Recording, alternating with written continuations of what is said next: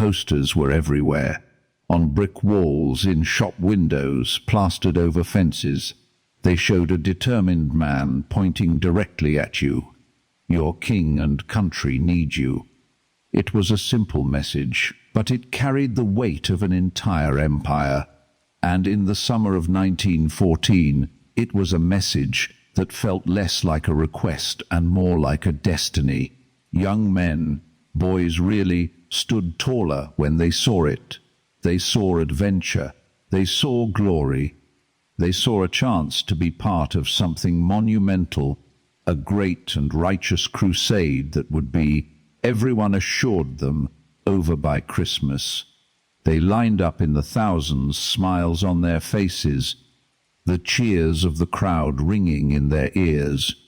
They were given a rifle, a uniform, and a handshake, and they marched away from their old lives towards a new one they couldn't possibly imagine. They were marching towards a place where kings and countries ceased to matter, a place of mud and steel and fear. They were marching towards the trenches. Welcome to the dark, historian. Get comfortable.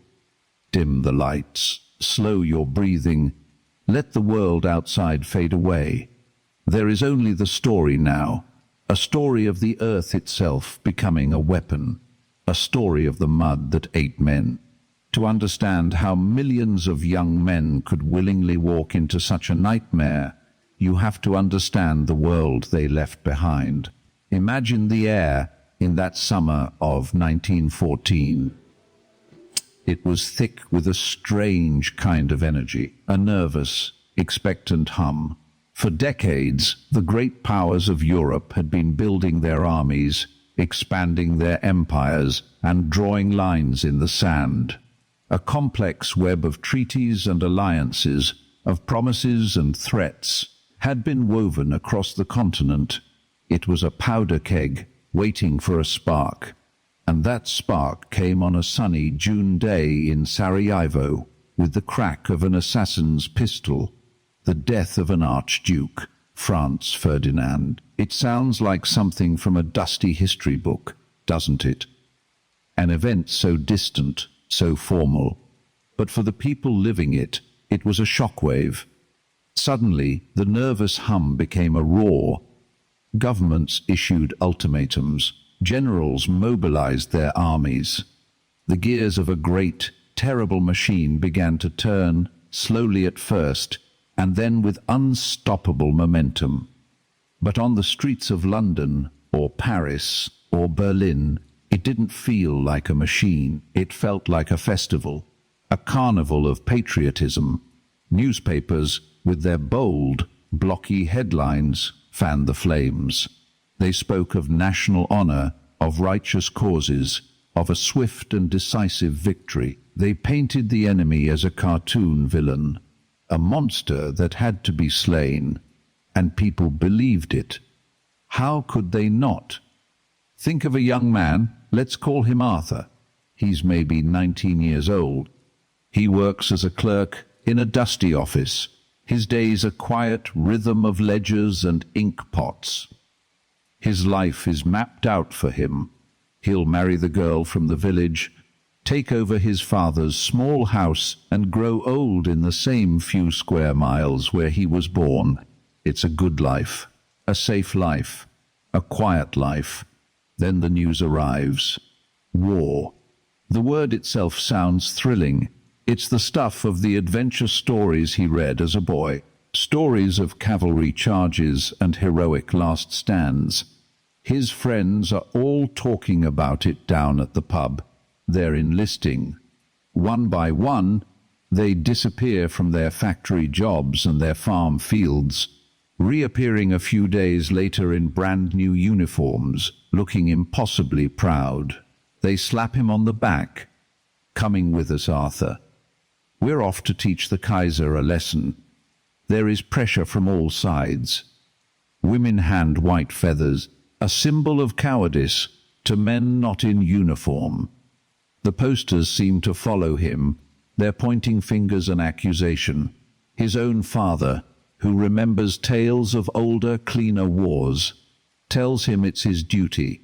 It's what men do. And so Arthur makes a choice. Or maybe the choice is made for him. He walks to the recruitment office, the cheers of strangers making his head spin. He passes a quick medical exam, signs his name on a piece of paper, and holds up his right hand. Just like that, his old life is over. The quiet rhythm is broken. He is no longer Arthur, the clerk. He is Private Arthur, a soldier of the king. He promises his mother he'll be safe. He tells his sweetheart he'll be home by Christmas, and they'll get married in the spring. And he believes it. They all do. The first few weeks feel like a holiday. The training camps are a chaotic jumble of tents and makeshift parade grounds. Thousands of boys, just like Arthur, are thrown together. Boys from the city who have never seen a cow, and boys from the country who have never seen a building taller than their church's steeple. They're a sea of eager, nervous energy. The uniforms are stiff and smell of chemicals. They don't fit right. The boots are heavy and unforgiving, rubbing their feet raw on the long marches. The rifles they're given are often old models, sometimes just wooden replicas for drill practice. The training is rudimentary. They learn to march in formation, to present arms, to charge at straw-filled dummies with a bayonet, shouting until their throats are hoarse. It all feels like a game, a serious game, but a game nonetheless. The sergeants are loud, terrifying figures who seem to despise them, but even their shouting is part of the experience. It forges a bond between the recruits. They share cigarettes and stories in the evenings. They complain about the food and the endless drilling. They write letters home, full of bravado and confidence, leaving out the parts about the blisters and the homesickness. They are becoming a unit, a band of brothers ready for an adventure. Then the day comes. Orders are shouted across the parade ground. Their training, brief as it was, is over. They are needed. They are going to the front. The mood shifts. The nervous energy is still there, but now it's tinged with something else. A quiet apprehension. The game is about to become real. They are packed onto trains. Not passenger trains with comfortable seats, but cattle cars. Dozens of men crammed into a small, dark space with a bit of straw on the floor. At first, the mood is high. They sing patriotic songs, their voices echoing in the confined space. They share the last of their food from home. As the train rattles through the English countryside, they cheer and wave at the people who gather at the crossings to see them off. It still feels like a parade. They cross the English Channel on a packed ferry. The sea is grey and choppy. For many of them, it's the first time they've ever left their home country. They land in France, and the cheering crowds are there to greet them too. French women and children hand them flowers and apples. The signs are in a different language, but the sentiment is the same. They are heroes, saviors. They board another train, and this is where things begin to change. The journey is longer now. The landscape outside the slats of the cattle car becomes less picturesque. They pass through towns with boarded-up windows and very few people on the streets. The singing becomes less frequent. The jokes and laughter die down. The men sit in silence for long stretches, lost in their own thoughts. The bravado is starting to peel away, revealing the scared 19-year-old boy beneath. And then they hear it. At first, it's just a feeling, a low vibration that comes up through the floor of the train. A distant tremor you feel in your teeth more than you hear with your ears. Someone asks, what was that? Thunder? But the sky is clear. The sound gets more consistent, a low, continuous rumble, like a giant's stomach growling miles away. This is the sound of the front, the sound of industrial-scale warfare. It's a sound that none of them have ever heard before, and a sound that will haunt their dreams for the rest of their lives. As the train gets closer, the single rumble separates into individual noises. The deep, guttural crump of artillery shells landing. The sharp, violent crack of them being fired. A faint, rattling sound like a canvas sheet being ripped in half, which they will later learn is machine gun fire. The smell changes too. The clean air of the French countryside gives way to something else. An acrid, chemical smell. The smell of burnt things. A faint, sweet, cloying odor they can't identify. It's the smell of decay. The train finally screeches to a halt, not at a station, but in the middle of a scarred, empty field. The doors are thrown open. Everybody out. The noise is deafening now. It's a physical presence that presses in on them from all sides. The air shudders. The ground trembles beneath their ill-fitting boots. It's twilight, and the world is painted in shades of grey. In the distance, the horizon flashes with silent, strobing lights, like a heat lightning storm. But this is not a storm of nature. A grizzled veteran, a man whose face looks like it's been carved from old leather, herds them into lines. He doesn't shout like their training sergeants. His voice is quiet, tired. Keep your heads down, no talking, no smoking. Follow me. They begin to march, not on a road, but across a landscape of pure devastation. The ground is a churned-up sea of mud and craters. The trees are skeletal, splintered stumps reaching for the sky like broken fingers. There is no green. There is no life. Just a monochrome world of brown and grey. They stumble through the darkness, the mud sucking at their boots with a greedy sound. They pass figures moving in the other direction. A line of walking wounded, their uniforms caked in filth, their faces masked with exhaustion. They don't look at Arthur and his friends. Their eyes are hollow, staring at nothing. They pass mules carrying supplies, their hooves sinking deep into the muck. They pass a field kitchen, a small island of flickering light and warmth in the oppressive darkness. The veteran leads them towards a jagged line carved into the earth, a deep scar running across the landscape as far as the eye can see. As they get closer, the smell becomes overwhelming. It's a mix of stagnant water, human waste, rotting sandbags, and that sweet, sick smell of death. This is it. This is the front line. The veteran stops at a narrow opening that descends into the ground. Right. This is your new home. Welcome to the show. He gestures down a set of muddy, rickety wooden steps. One by one, Arthur's friends begin their descent into the darkness, into the earth. Arthur hesitates for a moment at the top of the steps. He looks back the way he came, but he can see nothing but darkness. The world of sunshine, green fields, and cheering crowds is gone. It might as well be on another planet. He looks up at the sky.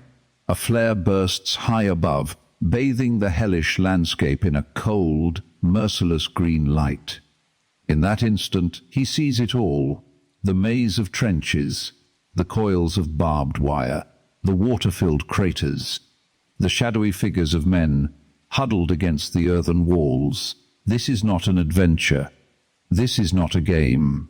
He doesn't know what it is, but he knows, with a certainty that chills him to his very soul, that he will not be home by Christmas. He takes a breath that smells of mud and fear, and he takes his first step down into the trench. The mud closes over his boots. The darkness swallows him whole. and his story, the real story of the Great War, has just begun. To understand his story, you have to understand his world. And his world, for the foreseeable future, is a ditch. But to call it a ditch is like calling a cathedral a shed. It's a vast subterranean city, a nation of earth and mud dug by the hands of millions. It is a scar carved across the face of Europe, a wound that will never truly heal. So let's step into it, not as a ghost, but as if you were there, a new replacement, your boots sinking into the wet ground for the first time. The first thing that hits you isn't the sight, it's the smell. A heavy, complex odor that clings to the back of your throat. It's the smell of wet earth, of course, a deep, fungal scent. But there are other notes in this chord. The faint, acrid tang of gunpowder that never seems to wash out of the air. The chemical sharpness of chloride of lime, scattered everywhere in a futile attempt to fight disease, and the other, darker smells. The smell of stale sweat, of unwashed bodies packed together. And underneath it all, a sweet, sickly odor of decay that you try very hard not to identify. You breathe it in because you have no choice. This is the air now. Your eyes adjust to the gloom. You are not in an open field. You are in a narrow canyon with walls of mud and sandbags on either side. These walls are not smooth or neat.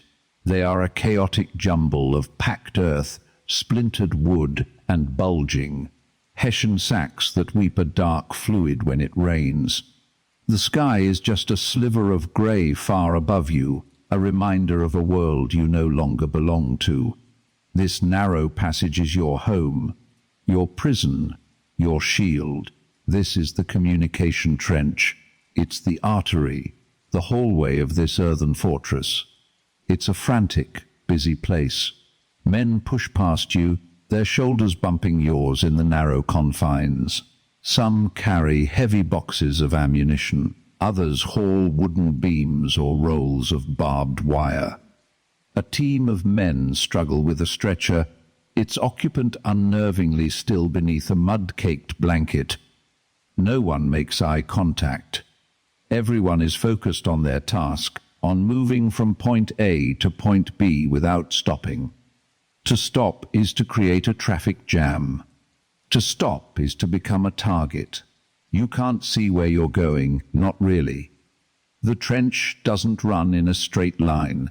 It zigzags. Every 50 feet or so, it takes a sharp, right-angle turn.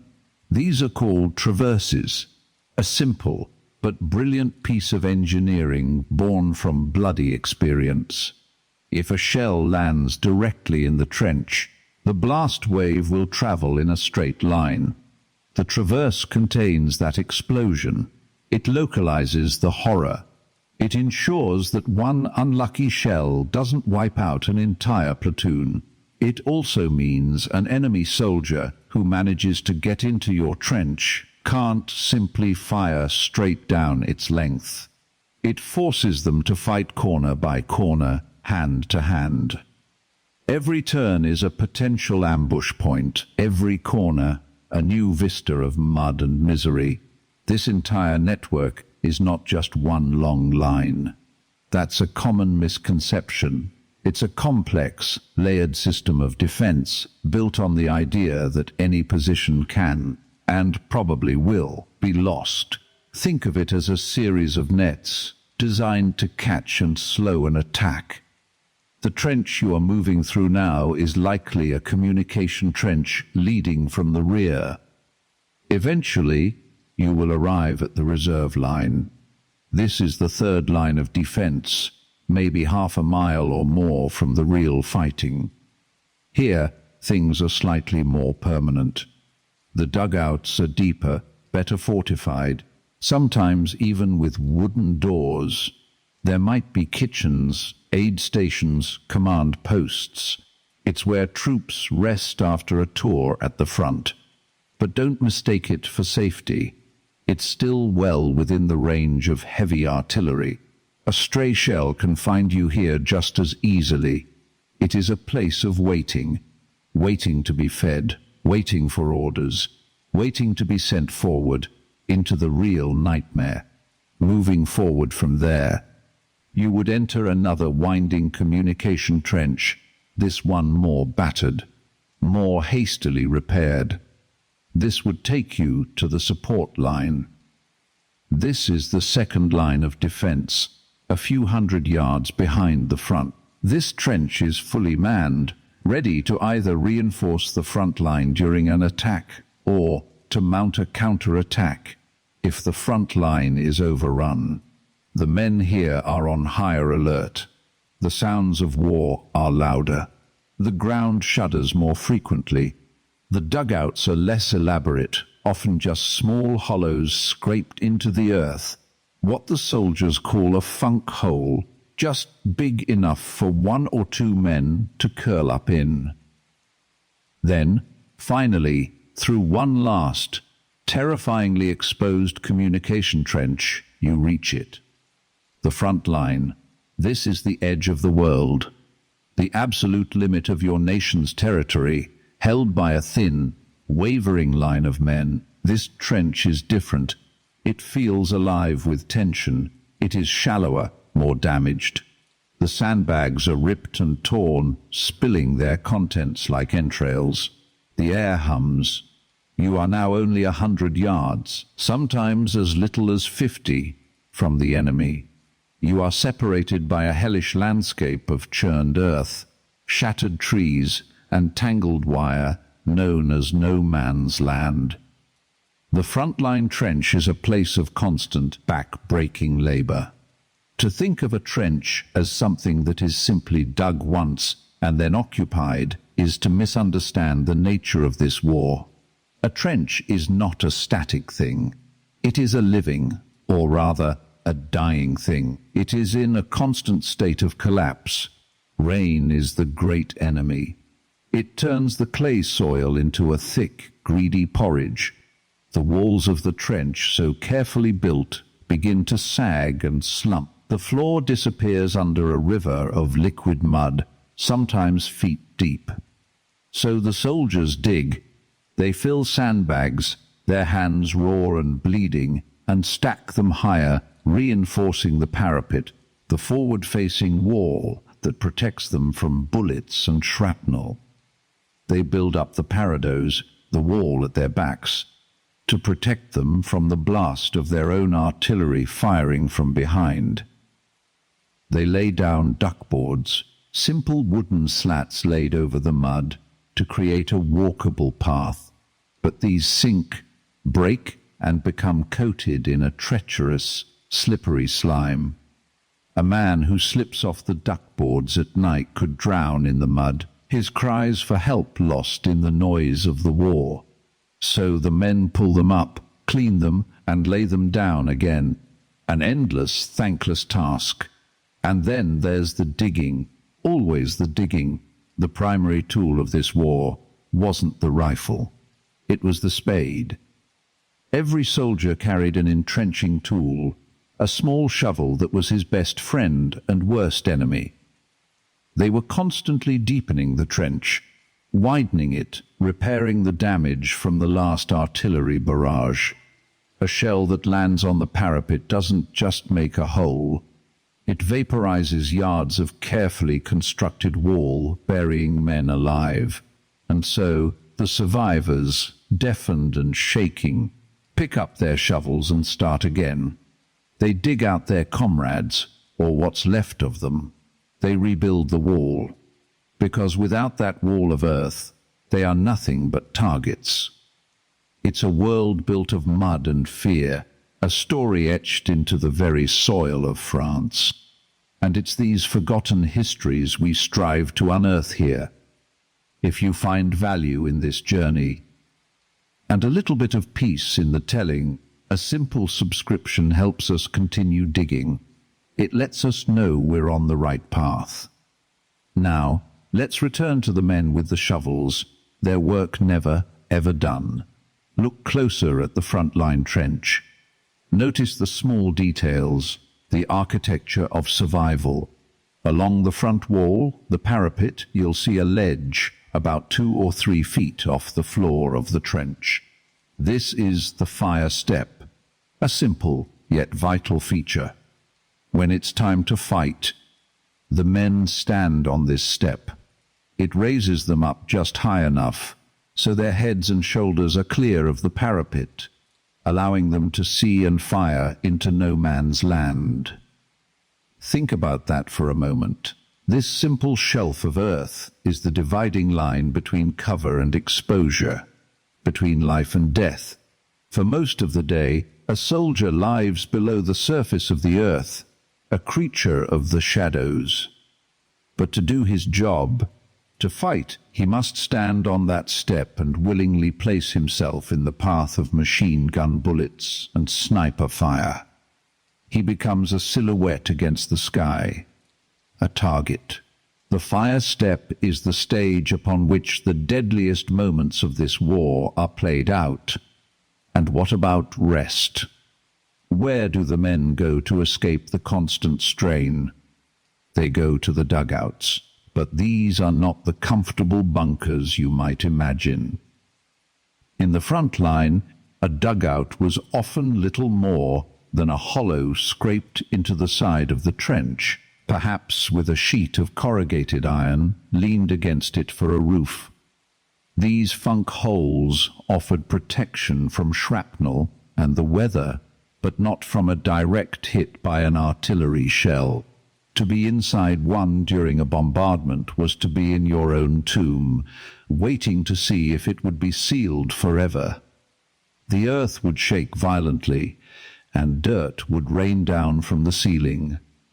The men inside would just sit there, in the dark, listening to the world being torn apart outside, praying the next shell wouldn't have their name on it. Deeper, more elaborate dugouts did exist, especially in sectors held by the Germans, who often had a more defensive and permanent mindset. Some of these were incredible feats of engineering, descending 30 or 40 feet underground, complete with multiple rooms, wooden bunk beds, electric lights, and even wallpaper. But for the average British or French soldier, such luxury was a dream. Their existence was far more precarious, their shelters far more temporary. Their home was the mud. The whole system was a paradox. It was an incredible, sprawling feat of human ingenuity and labor. A defensive system on a scale never before seen in the history of warfare. And yet, it was also a prison, a trap. It was designed to protect the soldiers, but it also held them in place, forcing them to endure conditions that were almost medieval. It was a shield that slowly crushed the men it was meant to defend. The sheer scale of it is almost impossible to comprehend. By 1916, the Western Front was a continuous line of these trench systems running for 475 miles, from the coast of Belgium all the way to the Swiss border. But that's just the length. If you were to take all the trenches, the front lines, the support lines, the reserve lines, the communication trenches, all the saps and tunnels, and lay them end to end, they would stretch for over 25,000 miles. Enough to circle the entire planet. Imagine the labor. The millions of men with shovels and picks digging day and night under fire, in the rain and the snow. They moved more earth than was excavated for the Panama Canal. They created a new man-made geology on the surface of the earth, a sprawling, interconnected network of ditches filled with men, rats, lice, and fear. It was the largest structure ever built by mankind, and it was designed for the sole purpose of killing other men. As you stand in this section of the line, you realize that it is not a silent place. There is a constant, low-level hum of activity. the distant, rhythmic thump of artillery, sometimes miles away, the sudden, sharp crack of a sniper's rifle, followed by the angry buzz of the bullet passing overhead, the metallic rattle of a machine gun, firing in short, nervous bursts at some suspected movement in the enemy line. The shouts of men, the clang of shovels on rock, the squelch of boots in the mud. This is the soundscape of the trench. It is the music of a world that has forgotten silence. A world where the ground itself is never truly still, where the air is never truly clean, where the sky is not a symbol of freedom, but a source of death from above. This intricate, horrifying, and complex world of earthworks is only the stage. It is the container for the human drama that is about to unfold. We have built the walls of the prison. We have mapped its corridors. We have felt the damp chill of its air and heard the first echoes of its terrible sounds. But the story is not about the mud or the wood or the wire. It is about the men who lived inside it, the men who endured it, the men who died in it. The anatomy of the trench is the anatomy of a new kind of warfare, a static, grinding, industrialized form of slaughter where progress was measured in yards and paid for with thousands of lives. It was a world where the greatest virtues were patience and endurance, the ability to sit in a muddy hole for weeks on end, surviving on stale biscuits and rum, while an unseen enemy tried to kill you with high explosives. And as the light fades and the grey sliver of sky turns to a deep, inky black, the trench takes on a new character. It becomes a place of ghosts and shadows. The work continues, but now under the cover of darkness. Wiring parties crawl out into no man's land to repair the tangled defenses. Raiding parties, their faces blackened with cork, slip out of the trench to snatch a prisoner or scout the enemy's position. The night is not a time for rest. It is simply a different kind of work, a different kind of fear. The great earthen scar sleeps, but it is a fitful, restless sleep, punctuated by the sudden glare of a flare that bleaches the landscape in a ghostly, magnesium light, freezing everyone in place like frightened animals. For a few seconds, the hell of no man's land is revealed in all its stark horror. Then, darkness rushes back in, even deeper than before. And in that darkness, the work and the waiting continues. The great, muddy machine grinds on, indifferent to the men caught in its gears. But what are the gears of such a machine? They are not made of steel and iron. They are made of flesh and bone, of time, of ritual. The machine of the trenches ran on a clock, a brutal and unforgiving schedule that turned men into components, each with a specific, repeated function.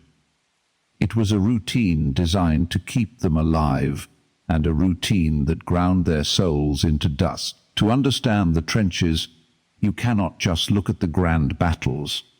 You have to look at the minutes, the hours, the crushing weight of a single, ordinary day. It begins in the absolute blackness, an hour before the sun even thinks of rising. This is the coldest, dampest, most silent part of the night.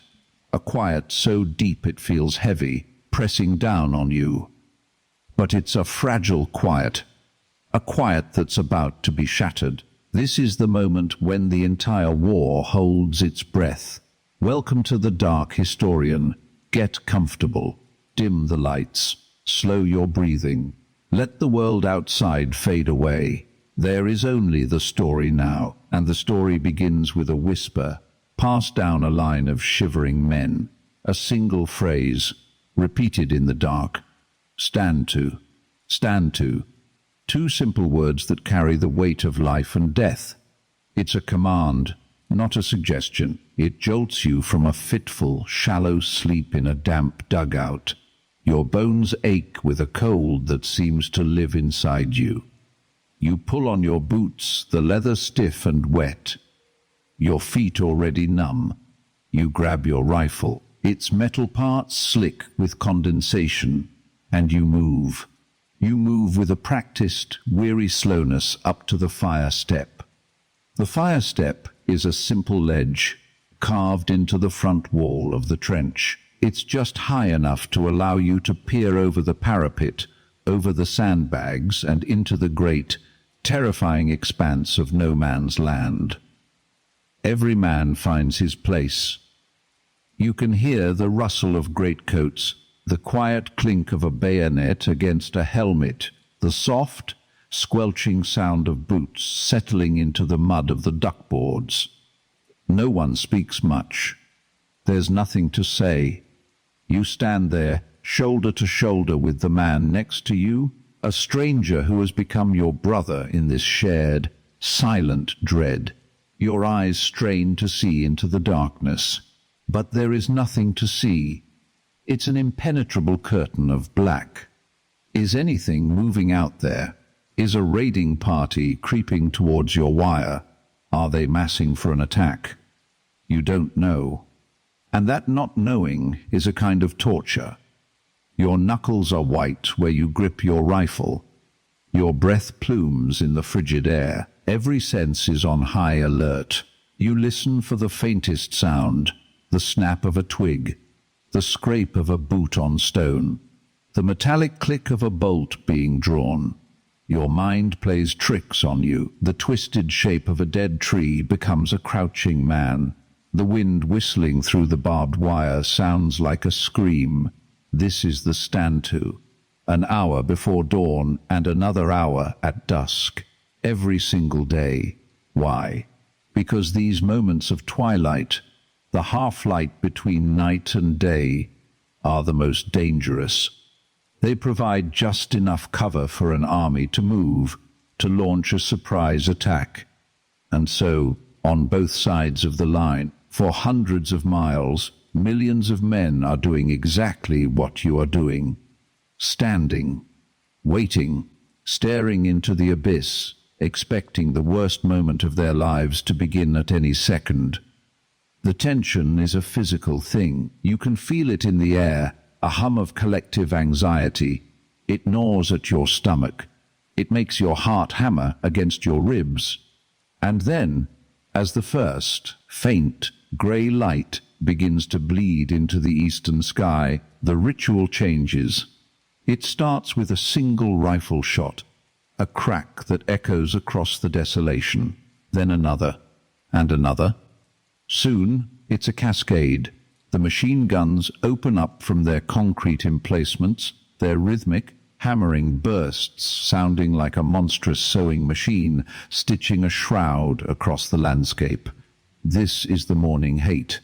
It's not a real attack, not usually. It's a violent morning greeting, a way for both sides to remind each other that they are still there, still watching, still armed and ready to kill. Bullets zip and whine over your head, thudding into the sandbags just inches above you. Mortars begin to fall, their gentle thump from the enemy lines followed by a terrifying whistle and a crump of an explosion somewhere behind you. Shrapnel hums through the air like angry insects. You keep your head down. There is nothing to shoot at, no one to see. You are simply enduring. You are a target. This storm of noise and death might last for 10 minutes, or it might last for an hour. And then, as quickly as it began, it subsides. The firing sputters out. The machine guns fall silent, and an eerie quiet descends once more, broken only by the cries of the wounded from the overnight patrols or the groans of the dying caught out in no man's land. The sun is properly up now. The order is given to stand down. The wave of tension that has held you rigid for the past hour finally breaks. You feel a profound, bone-deep exhaustion wash over you. But the day is just beginning. If you're lucky, this is when the rum ration comes around. An officer or an NCO moves down the trench with a large clay jar, pouring a small measure of dark, potent rum into each man's cup. It's not much, just a capful, but it's liquid fire in your throat. It sends a shock of warmth through your shivering body, a brief, blessed reprieve from the cold. It steadies your nerves. For a few moments, the world seems a little less bleak. That small tot of rum is one of the most cherished rituals of the day. A tiny anchor of comfort in an ocean of misery. Then comes breakfast. There are no field kitchens here. Food is cooked in small groups over makeshift braziers, little fires fueled by scraps of wood or solidified alcohol. Breakfast is almost always the same. A few strips of bacon, if you're very lucky, swimming in its own grease in a mess tin. A chunk of hardtack biscuit, a tooth-breakingly hard flour and water cracker that has to be soaked in tea to be edible. And the tea itself, brewed with chlorinated water that tastes faintly of chemicals, thick with condensed milk and sugar. It's hot, and it's wet, and it's something to put in your stomach. After the meager breakfast comes another critical ritual, weapon inspection. The officer moves down the line, and you present your rifle for his examination. It had better be clean. Your life, and the lives of the men around you, depend on it. Mud is the enemy of the machine. It clogs the barrel, jams the bolt, fouls the mechanism. A soldier with a non-functioning rifle is just a man waiting to be killed. So you spend the next hour in the meticulous, almost religious act of cleaning your Lee Enfield. You sit on the fire step, or in the relative shelter of a dugout, and carefully strip the weapon down. You remove the bolt, wiping every surface clean of grit and moisture, with a small piece of flannel cloth pulled from your kit. You use the long brass pull-through, a weighted cord you drop down the barrel, to drag the cloth through, again and again, until it comes out clean. You oil the moving parts, a thin film of protection against the ever-present damp. This act of cleaning your rifle is more than just maintenance. It's a moment of focus, a task you can control. In a world of chaos, where your life is subject to the random whim of a shell or a sniper's bullet, this is your domain. This small collection of steel and wood is yours. You understand it. You care for it. And it, in turn, will care for you. It is an intimate, personal relationship. With the stand-to-over and weapons cleaned, the strange rhythm of the trench day settles in. To an outsider, it might look like a period of rest. It is anything but. The day is a long, tedious cycle of work, boredom, and vigilance. The primary duty is sentry duty. In shifts, men are posted at intervals along the trench, tasked with watching no man's land. 2 hours on, 4 hours off, if you're lucky. You don't stand there, exposed. That's a death sentence.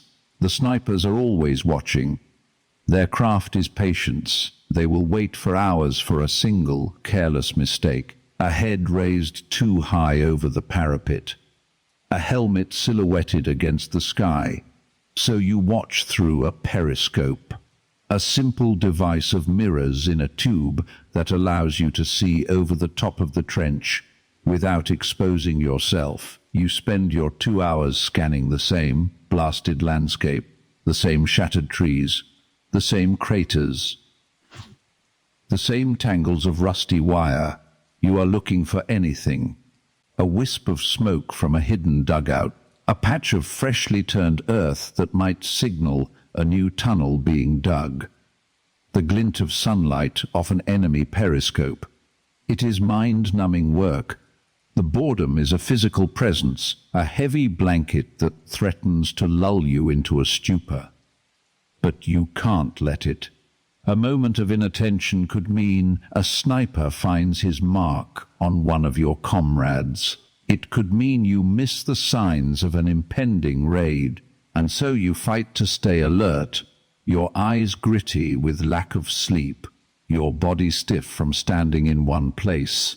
The terror and the boredom are constant companions. They exist side by side. You could be staring at nothing for an hour and a half, your mind drifting to thoughts of home, of a warm bed, of a proper meal. And then, without warning, the world erupts. A single shell lands in the trench 50 yards away. The ground shakes. You hear the screams. The adrenaline floods your system. Your heart pounds. You are back in the war. And then, silence again.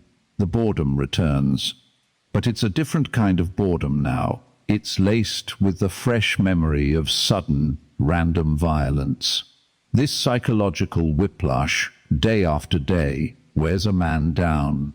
Before we follow these soldiers into the deeper darkness of the night, it's worth taking a moment to reflect on this cycle. This routine wasn't just a military schedule, it was a psychological defense. If you are finding that these stories from our darker history help you to rest, or simply to disconnect from the noise of the modern world, consider subscribing to The Dark Historian. It's a small act that allows us to continue unearthing these forgotten experiences. Your support truly matters. Now, back to the trench as the sun begins its slow descent. When you're not on sentry duty, you are working. The trench is a living thing, and it is constantly trying to die. The rain, the shelling, the simple passage of time cause the walls to collapse. So you are put on a work detail, filling sandbags with wet, heavy clay and stacking them to reinforce the parapet. Or you're sent to repair the duckboards, the wooden slats that form a walkway at the bottom of the trench, keeping you just out of the sucking, foul-smelling mud. One of the most hated jobs is drainage duty. Water is a constant enemy. It pools at the bottom of the trench, creating a vile soup of mud, human waste, and decaying refuse. Sump pits are dug to collect this water, and it is your job to bail them out, to pump the stinking liquid over the top of the trench, often sending it cascading back down into another section. It's a futile, endless task, like something out of a Greek myth. You are constantly at war, not just with the enemy in front of you, but with the earth beneath your feet. Somewhere in this cycle of watching and working, you try to find time for yourself. You write a letter home, a heavily censored account of your life, where you talk about the weather and the food, but never the fear. You read a tattered book or a newspaper that is weeks out of date. You play a game of cards with your mates, betting cigarettes. You try to sleep. Sleep is a precious, stolen commodity. You find a corner in a dugout, a small cave burrowed into the side of the trench. It's dark, damp and crowded. You share the space with a dozen other exhausted men and with the rats. The rats are everywhere. They are bold and fat, feasting on rations and on the dead. They scurry over you as you try to sleep. You wrap yourself in a damp blanket, use your pack as a pillow, and pray for an hour or two of oblivion. But it's never true rest. The sound of a distant shell, the shout of an NCO, the simple, gnawing cold, always pulls you back to the surface, and so the day passes in this haze of fatigue, work, and low-level dread. As the afternoon light begins to fade, the cycle begins to turn back on itself. The shadows lengthen, the air grows colder, and the whisper comes down the line again. Stand to. You drag your aching body back to the fire step. You take your position, rifle in hand. You stare out as the sun sets, painting the sky in lurid shades of orange and purple that seem obscene over such a scarred and broken landscape. You watch the familiar shapes of no man's land dissolve into darkness, and the tension begins to build again. Will the attack come tonight? The evening stand-to is often a mirror of the morning's. It might be accompanied by its own evening hate, another pointless but deadly exchange of fire as both sides settle in for the night. After an hour, you are stood down. The meager evening meal is served, more bully beef, more hardtack, and then the real work begins. The night is not for sleeping. The night is when the war gets busy. Under the cloak of darkness, the trench is empty as men are sent out into no man's land. This is the most dangerous time of all. One of the most common and feared tasks is the wiring party. The barbed wire in front of your trench is your single most important defense. Shells and machine guns are constantly tearing gaps in it, and these gaps must be repaired. So, a small group of you, led by an engineer, will crawl out through a gap in your own wire, laden with coils of new wire, wooden posts, and mallets. You crawl on your belly through the mud, which sucks at your clothes and tries to pull you down. The ground is a nightmare landscape of shell craters, rotting bodies, and the debris of past battles. You move with agonizing slowness. A single sound, a cough, the clank of a tool against a rock, can bring down a storm of fire. When you reach the damaged section, the real terror begins. You have to drive new posts into the ground. The mallets are wrapped in sandbags to muffle the sound, but each soft, heavy thud echoes in the night. It feels like you are shouting your location to the entire German army. Then you have to string the wire, its barbs catching on your uniform, tearing at your skin. At any moment, a flare can go up. A brilliant, white magnesium light that hangs in the sky, turning night into a ghastly, artificial day, and you freeze. You press yourself flat against the ground, praying you look like a lump of mud, a shadow, anything but a man. You lie there, exposed and helpless. For the 30 seconds the flare burns, waiting for the stutter of the machine gun that will cut you and your comrades to pieces. And when the flare dies, plunging you back into darkness, you get back to work, your hands shaking, your heart a frantic drum against the cold earth. Even more terrifying is duty at a listening post. This means crawling out, sometimes hundreds of yards, to a forward position, often just a shell crater, and simply lying there.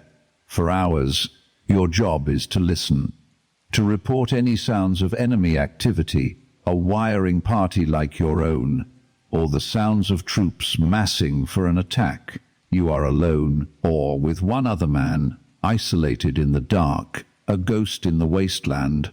Every rustle, every whisper of wind is a potential threat. The psychological strain is immense. And then there are the raiding parties. Small groups of men, their faces blackened with burnt cork, armed with grenades, trench clubs, and knives. Their job is to cross no man's land, find a way through the enemy wire, and drop into their trench. The goal is to cause chaos, destroy a machine gun nest, gather intelligence, and, if possible, snatch a prisoner for interrogation. It is savage, brutal, and intensely personal work. A desperate, bloody fight in a narrow, muddy ditch, lit only by the flash of explosions. Few who go on these raids come back unscathed. Many don't come back at all.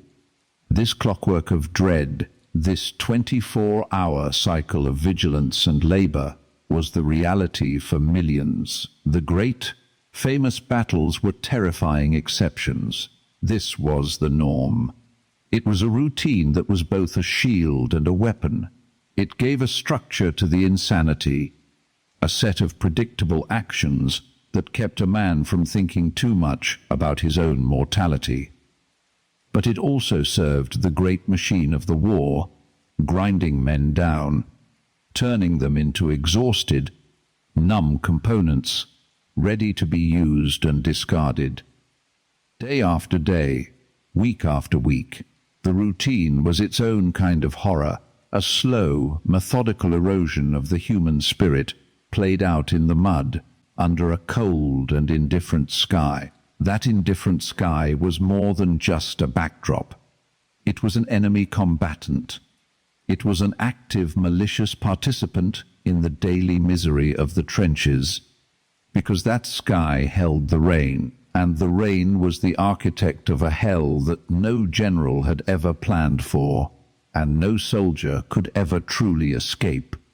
It was the rain that fed the true monster of the Western Front, a monster made of earth and water and decay. We call it mud, but that word is too small, too simple for what it was, what it became. You have to understand the landscape, the fields of northern France and Belgium. For centuries this was rich farmland, fertile soil crisscrossed by streams and drainage ditches, lying over a bedrock of thick clay. It was land designed by nature to hold water. Now, imagine taking that land and churning it up for years with millions upon millions of high explosive shells. The shells didn't just dig craters.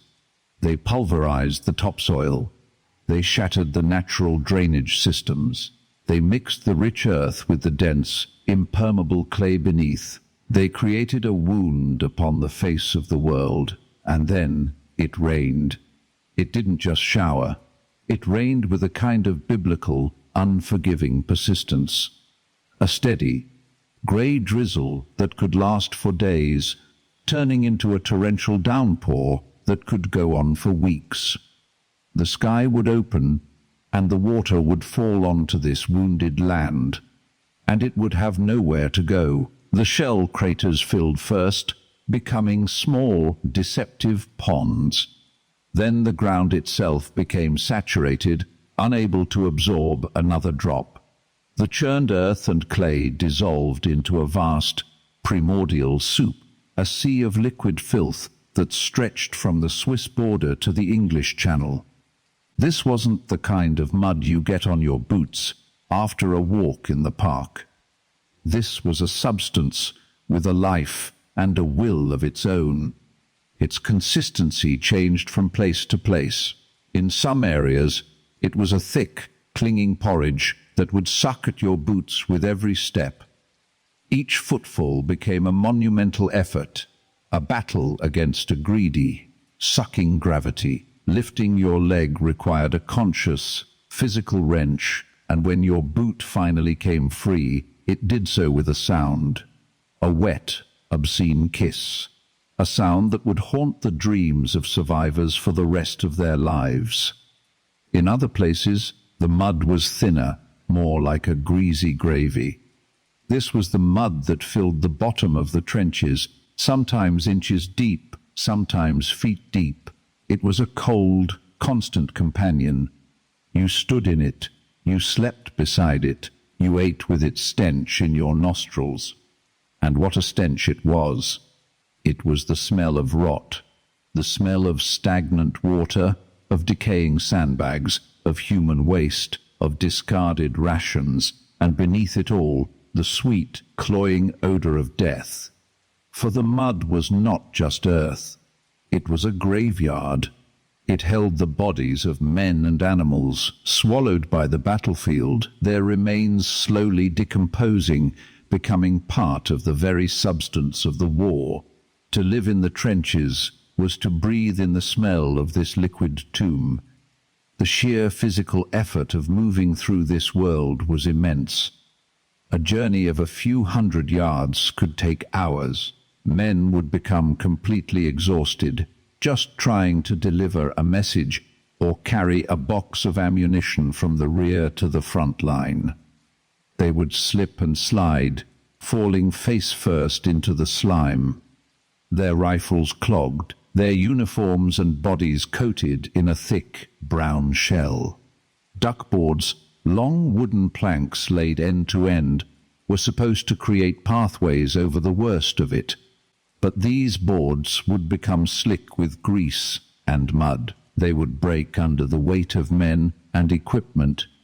They would sink into the mire, disappearing completely, leaving only a treacherous, invisible trap for the next poor soul. A wrong step off a duckboard at night could be a death sentence. And this is where the true horror of the mud reveals itself. It wasn't just an inconvenience. It was a killer. The shell craters, filled with water and liquid mud, were some of the most dangerous places on the battlefield. They could be 6, 10, 15 feet deep. In the dark, or in the chaos of an attack, a man could stumble and fall in. The mud was so thick, so viscous, it was like falling into quicksand. It would pull you down. Your waterlogged uniform, your heavy equipment, it all worked against you, dragging you under. You would struggle, you would thrash, but your movements would only serve to pull you deeper into the cold, suffocating embrace. Comrades would watch, helpless. To try and rescue a man was often to risk becoming a victim yourself. They would see a hand reaching up from the slurry, a face contorted in silent panic, eyes wide with terror, and then nothing. The surface would bubble for a moment and then become still. The mud had claimed another one. It was a death of unimaginable horror, a slow, silent, lonely drowning in the filth of the earth. Entire teams of pack mules, vital for carrying supplies, were lost this way, swallowed whole by the landscape. The ground itself had become the enemy. It was patient, it was hungry, and it was everywhere. This constant struggle against the mud was a war within the war. It wore men down physically, but the psychological toll was just as severe. It was the sheer, unending filth of it all, the impossibility of ever being clean. The mud got into everything. Your food, your water, your bedding, your clothes.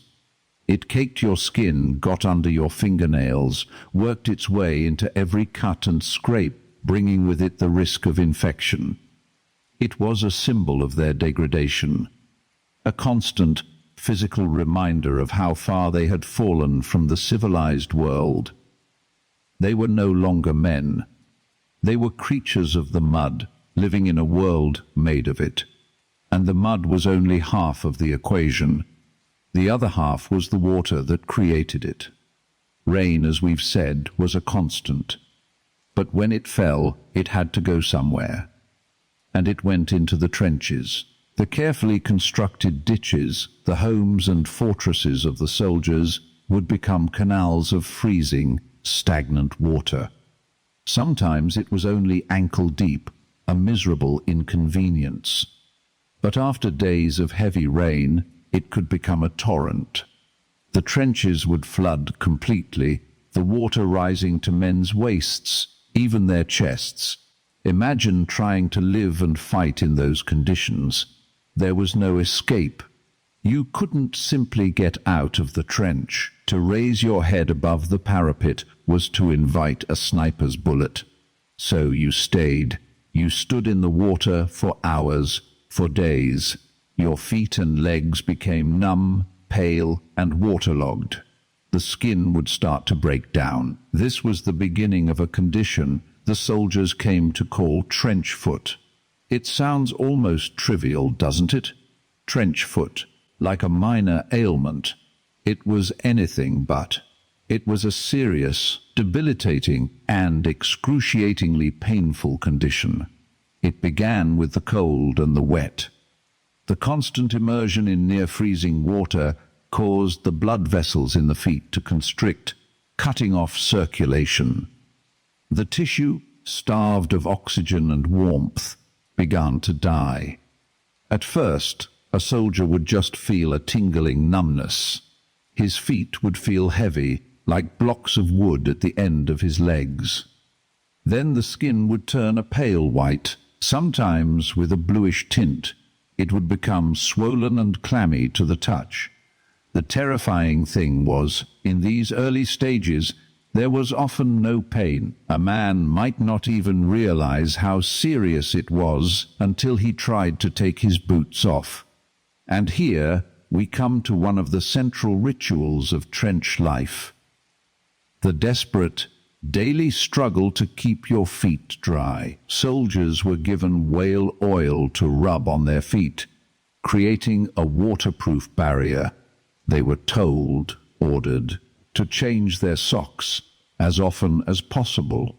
But how do you do that when you are standing in a flooded ditch? Where do you find a dry pair of socks in a world made of water? Men would treasure a dry pair of socks more than a good meal. They would guard them, hoard them. They would try to dry their wet socks over a small, sputtering candle flame in a dugout, a tiny act of defiance against the elements. But often it was a losing battle. The condition would worsen. As the tissue continued to die, gangrene could set in. The feet would turn black. The smell of rotting flesh would fill the air. And now the pain would begin. A searing, burning agony that made the weight of a blanket feel like a crushing stone. Men who had stoically endured the terror of shelling would weep from the pain of trench foot. The only treatment for severe cases was amputation. Tens of thousands of men on all sides lost their feet, their legs, to this silent, insidious enemy. It was an injury inflicted not by a bullet or a shell, but by the very ground they were fighting to hold. An army's effectiveness could be crippled by an outbreak of trench foot. It became a matter of military discipline. Officers would inspect their men's feet. A man who contracted the condition through what was deemed to be neglect could be punished. It was a cruel irony, punished for succumbing to an enemy that was literally inescapable. The water brought other miseries too. It weakened the walls of the trenches. The sandbags, sodden with water, would sag and burst. The walls of the trench, nothing more than packed earth, would dissolve. A whole section of a trench could collapse in a river of mud, burying the men inside. It was another way the earth could kill you. A sudden, silent burial. And as the seasons turned, the war against the elements took on a new form. The rain of autumn gave way to the ice and snow of winter. The mud didn't disappear. In some ways, it became worse. It froze. The vast sea of slurry transformed into a landscape of iron. The ground became as hard as rock, ridged and rutted into a treacherous, ankle-breaking surface. Shell craters filled with frozen water became deadly traps. Digging became impossible. You couldn't deepen a trench. You couldn't bury the dead. The fallen lay where they fell, frozen solid in grotesque postures, their bodies sometimes incorporated into the parapets of the trenches themselves. A frozen hand reaching out from a wall of earth, a face encased in ice, staring out into no man's land. And then there was the cold, a cold unlike anything most of these men had ever experienced. It was a damp, seeping cold that found its way through their thin wool uniforms. It settled deep in their bones and never, ever left. There was no real warmth to be had. The dugouts were small, damp cellars, crowded and airless. The only heat came from small charcoal braziers, which filled the enclosed space with poisonous fumes, or from the warmth of other bodies huddled together. Out on sentry duty, the cold was a physical predator. A soldier had to stand motionless for hours, peering over the parapet into the darkness, the freezing wind cutting at any exposed skin. His hands, gripping a steel rifle, would become numb and clumsy.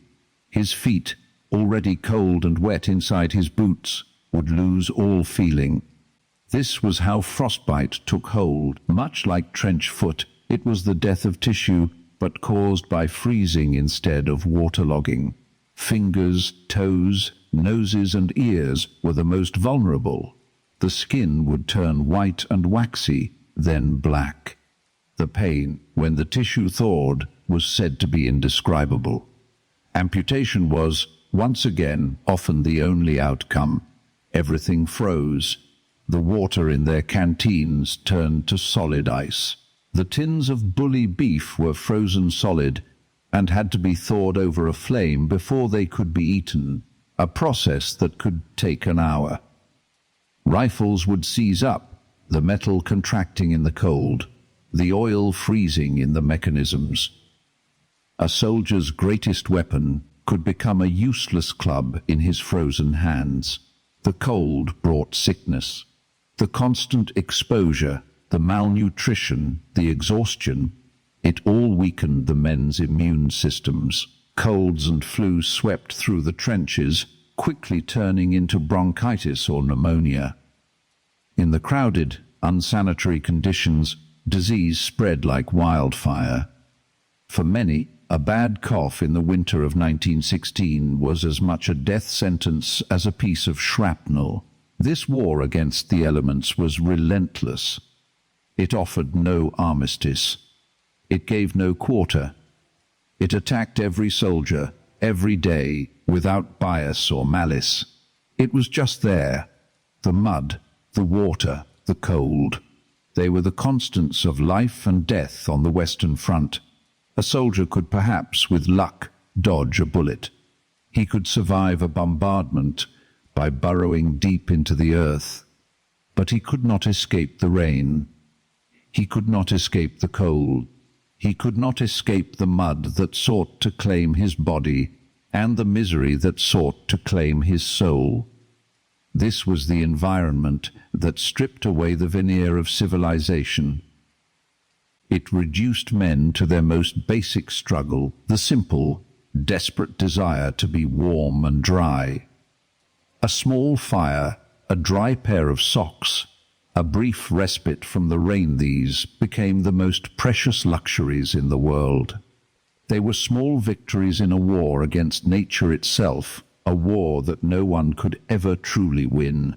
The daily, grinding misery of it all was a weapon in its own right, slowly and methodically eroding the will to fight, the will to live, leaving behind a hollowed-out exhaustion that was as deep and as vast as the sea of mud that surrounded them. And from this foundation of filth and cold, other, more active horrors would soon arise. Those horrors were not always the ones you might expect. They did not always arrive with the scream of an incoming shell or the crack of a sniper's rifle. No, some of the most profound horrors of the trenches were quiet. They were constant, and they were alive. The trench was not just a ditch filled with men. It was its own ecosystem, a grotesque parody of nature that thrived on decay and despair.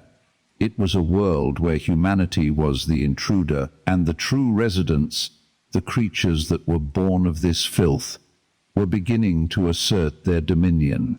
They came on 4 legs, and on 6, and on none at all. And they treated the soldiers not as masters of this domain, but as a resource, a source of food, of warmth, of life. You have to imagine the darkness, not just the absence of light, but a thick, heavy blackness that pressed in on you, broken only by the distant, stuttering flare of a star shell. In that darkness you are not alone. You hear it first.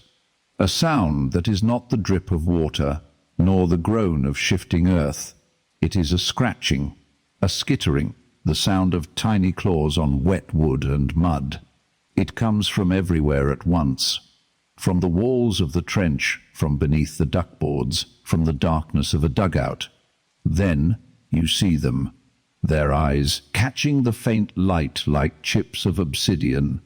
They were rats, but to call them mere rats is to do a profound injustice to the sheer scale of the horror.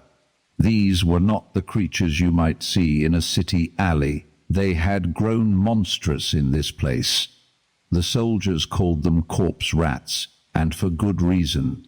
They were enormous. Some said as big as cats, their fur matted with filth, their bodies swollen and sleek from a diet that no living thing should ever have. They were a plague, a constant, writhing, chittering presence.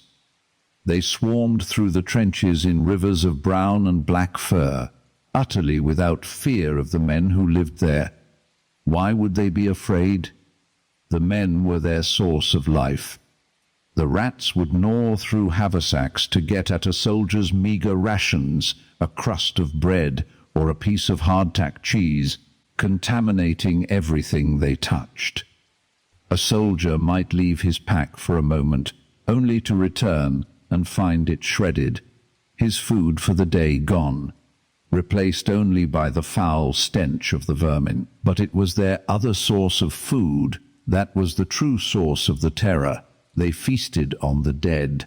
In the chaos of no man's land, retrieving the fallen was often impossible. The bodies of men, friends, comrades, lay tangled in the wire, and the rats would swarm over them in the darkness. They grew fat on human flesh. This was the unspoken knowledge that haunted every soldier. The knowledge that these creatures scurrying over your feet, brushing against your leg in the dark, had just come from a feast that you dared not imagine. The stories the men told were the stuff of nightmares. A soldier, exhausted beyond measure, would fall into a fitful sleep in his dugout, only to be woken by a sharp pain. He'd light a candle to find a rat had been gnawing on his face or his fingers, drawn by the scent of food on his breath or his hands. They would speak of men waking up with a heavy weight on their chest to find a huge, bloated rat staring back at them, its whiskers twitching just inches from their face. The men fought back, of course. It was a secondary war, fought with bayonets, with clubs made from scavenged wood, even with their heavy, hobnailed boots. They would corner them and kill them by the dozen. Some units even brought in terriers, dogs bred for ratting, who would wage a frantic, bloody war in the confines of the trench. But it was useless. For every one they killed, 100 more seemed to take its place. They bred faster than they could be killed. The trench was their kingdom, and it provided them with an endless bounty. This was more than just a nuisance. It was a psychological weapon of immense power. It was a constant physical reminder of the decay and death that surrounded them. It was a violation. To know that you were not safe even in your sleep, that creatures were actively trying to consume you and your food, that they were thriving on the death of your frenzied ground, a man down. It stripped away a layer of his humanity, forcing him into a state of primal vigilance against a foe that could not be beaten, that could not be reasoned with, and that was always, always there. The skittering in the walls became the soundtrack to their misery, a permanent resident in the landscape of their fear. But the rats, for all their visible horror, were not the most intimate enemy. They were an external threat. The most maddening The most inescapable of the uninvited guests was the one you carried with you, the one that lived on you. They were lice, tiny, greyish-white insects, barely visible to the naked eye. But their impact was colossal. The soldiers called them chats, a casual name for a source of unending torment. And virtually every man on the front line had them. It was not a matter of hygiene or personal cleanliness. The conditions made it impossible to stay clean. Men would go for weeks, sometimes months, without a chance to wash themselves or their clothes properly. They lived in the same mud-caked, sweat-soaked uniform day in and day out. And in that uniform, the lice found a perfect home. They thrived in the seams of the thick wool tunics and trousers. A single female could lay hundreds of eggs, tiny nits that clung to the fibers of the cloth, almost impossible to see. Soon, a man's uniform would be teeming with them, tens of thousands of them, and they fed on his blood. Imagine the feeling. A constant, persistent, maddening itch. It starts in one place under your arm, on your back, and then it spreads. It's a crawling, prickling sensation that you can never, ever escape. During the day, in the heat of battle, or the misery of a work detail, you might be distracted enough to ignore it for a few moments, but in the quiet times, in the long, cold nights, it was an all-consuming torture. Men would scratch themselves raw, their skin breaking out in angry red welts and sores, which would then often become infected in the filthy conditions. Sleep was a luxury, constantly interrupted by the need to scratch, to claw at the invisible tormentors that were living in your clothes. The soldiers developed a ritual. They called it chatting. When they had a moment of respite, a quiet hour away from the front line, they would take off their shirts. They would huddle around a lit candle, a small, flickering flame in the gloom of a dugout, and they would slowly run the seams of their shirts over the flame. You'd hear a tiny, continuous popping sound, like miniature gunfire. That was the sound of the lice and their eggs being roasted alive. For a few hours, a man might find relief. He might feel the bliss of a body that was not crawling with insects. But it never lasted.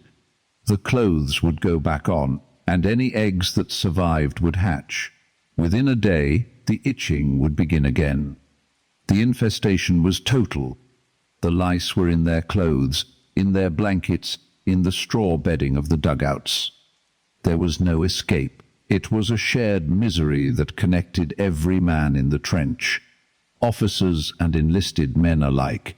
They were all, in the end, food for the lice. This constant, crawling battle was fought every single day, long before the first whistle blew. It was an assault on a man's dignity. To be reduced to a walking host for vermin, to be unable to find even a moment's peace in your own skinnet, was another way the war sought to break you down, to turn you from a person into a mere creature, as much a part of the squalid ecosystem as the rats and the mud. Before we examine the invisible enemies that these creatures carried, the sicknesses that flowed from their bites, if you find this journey through history a valuable way to quiet your mind, consider subscribing to The Dark Historian. It allows these stories to continue being told, to unearth the forgotten corners of our past. Your support is deeply appreciated. Now, let us return to the microscopic war being waged in the veins of these soldiers. Because the lice were not just a source of torment, they were carriers of disease. They were the vectors for an illness that became synonymous with the trench's trench fever. It was a sickness that baffled doctors at first. Men would suddenly be struck down with a soaring fever, a blinding headache, and a sharp, shooting pain in their shins and back that was so severe they called it shin bone fever. It was utterly debilitating. The man would be completely incapacitated, shivering and delirious, unable to stand or walk. The fever would last for a few days, then seem to break, giving a false sense of hope. But a few days later, it would return with a vengeance.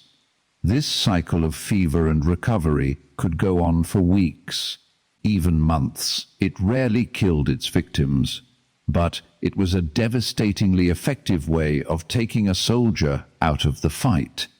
It was a casualty as real as any wound from a bullet or shrapnel. A man with trench fever was useless to his unit. He had to be evacuated, sent back through the chain of aid posts and hospitals, adding to the immense logistical burden of the war.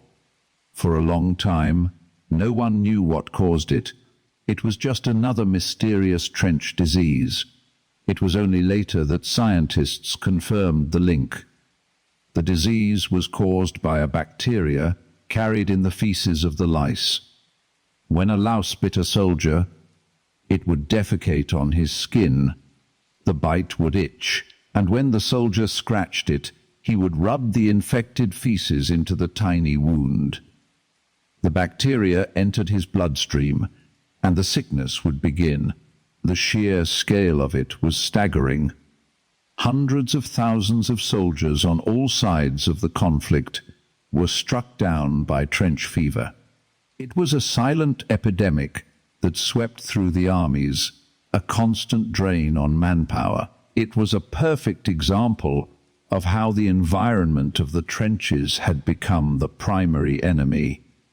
The lice, born of the filth, were now waging a biological war against the men who had created their habitat, and they were not the only invisible enemy.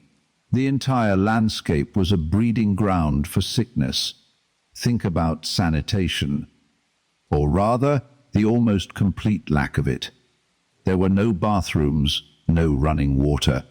The latrines were often just a deep pit dug at the end of a side trench, sometimes with a plank or two thrown over it. They were often in the open, exposed to enemy fire, so using them was a risk in itself. They were overflowing, foul-smelling, and swarmed by clouds of fat, black flies. These flies were another plague, especially in the summer months. They would breed in the filth of the latrines and on the unburied bodies in no man's land, and then they would travel. They would land on the men's food, on their faces as they tried to sleep, on any open wound. They were flying couriers of disease, carrying germs from the most putrid sources and depositing them everywhere.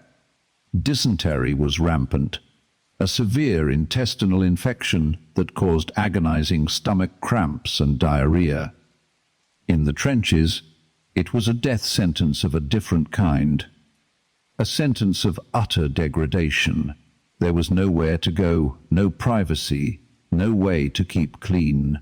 Men weakened by it would soil themselves where they stood, unable to control their bodies. They would dehydrate rapidly, becoming weak and listless. For a man suffering from dysentery, the war became a distant concern. His entire world shrank to the agony in his gut and the shame of his condition. The water, what little of it there was often the source of the sickness. Water had to be carried to the front line in petrol cans, and it often tasted of fuel. But when that ran out, men would resort to drinking from the only sources available, the water that collected in the bottom of shell craters. This water was a stagnant soup of mud, cordite residue, and human and animal waste. It was poison, but in the desperation of thirst, men would drink it, and the cycle of sickness would begin again. This constant assault of disease created a population of men who were perpetually unwell. Even if they weren't sick enough to be evacuated, they were weakened.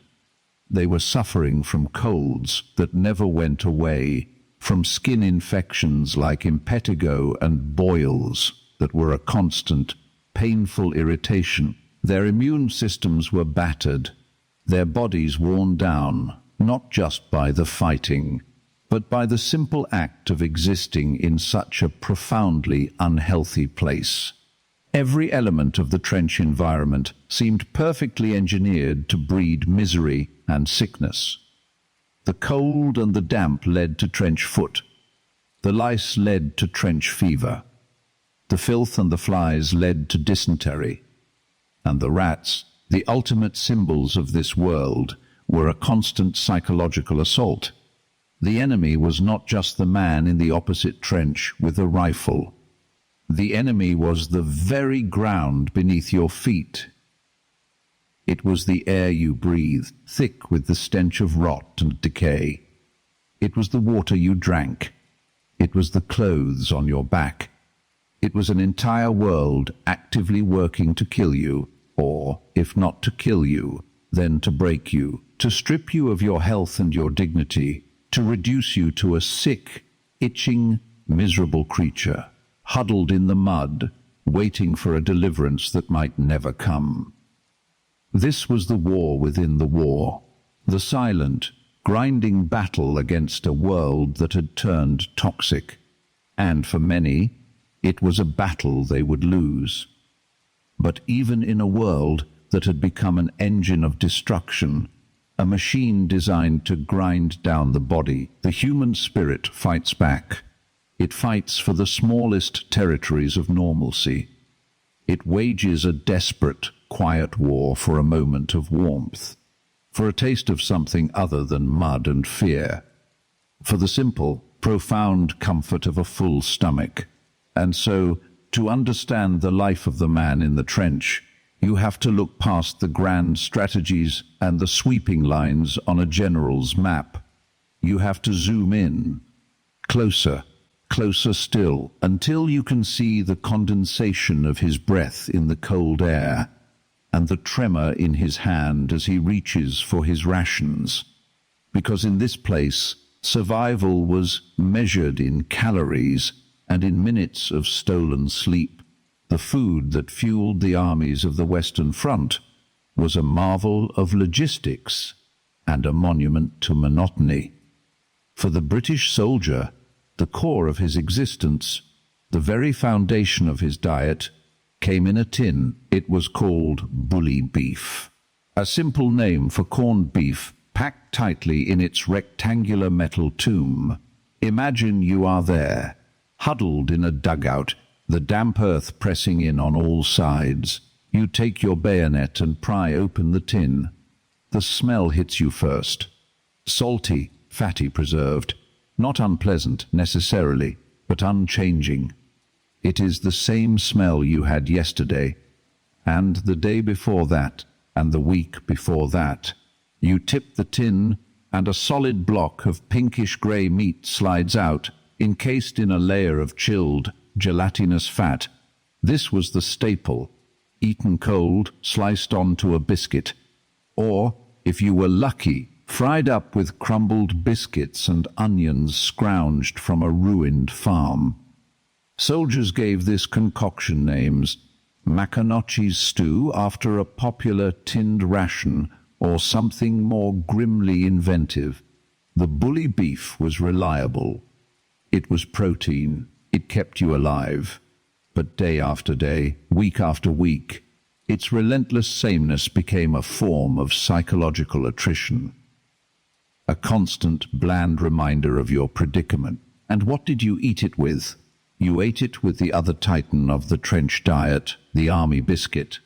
You've heard it called hardtack. The soldiers had other names for it: tooth dullers, sheet iron, molar breakers.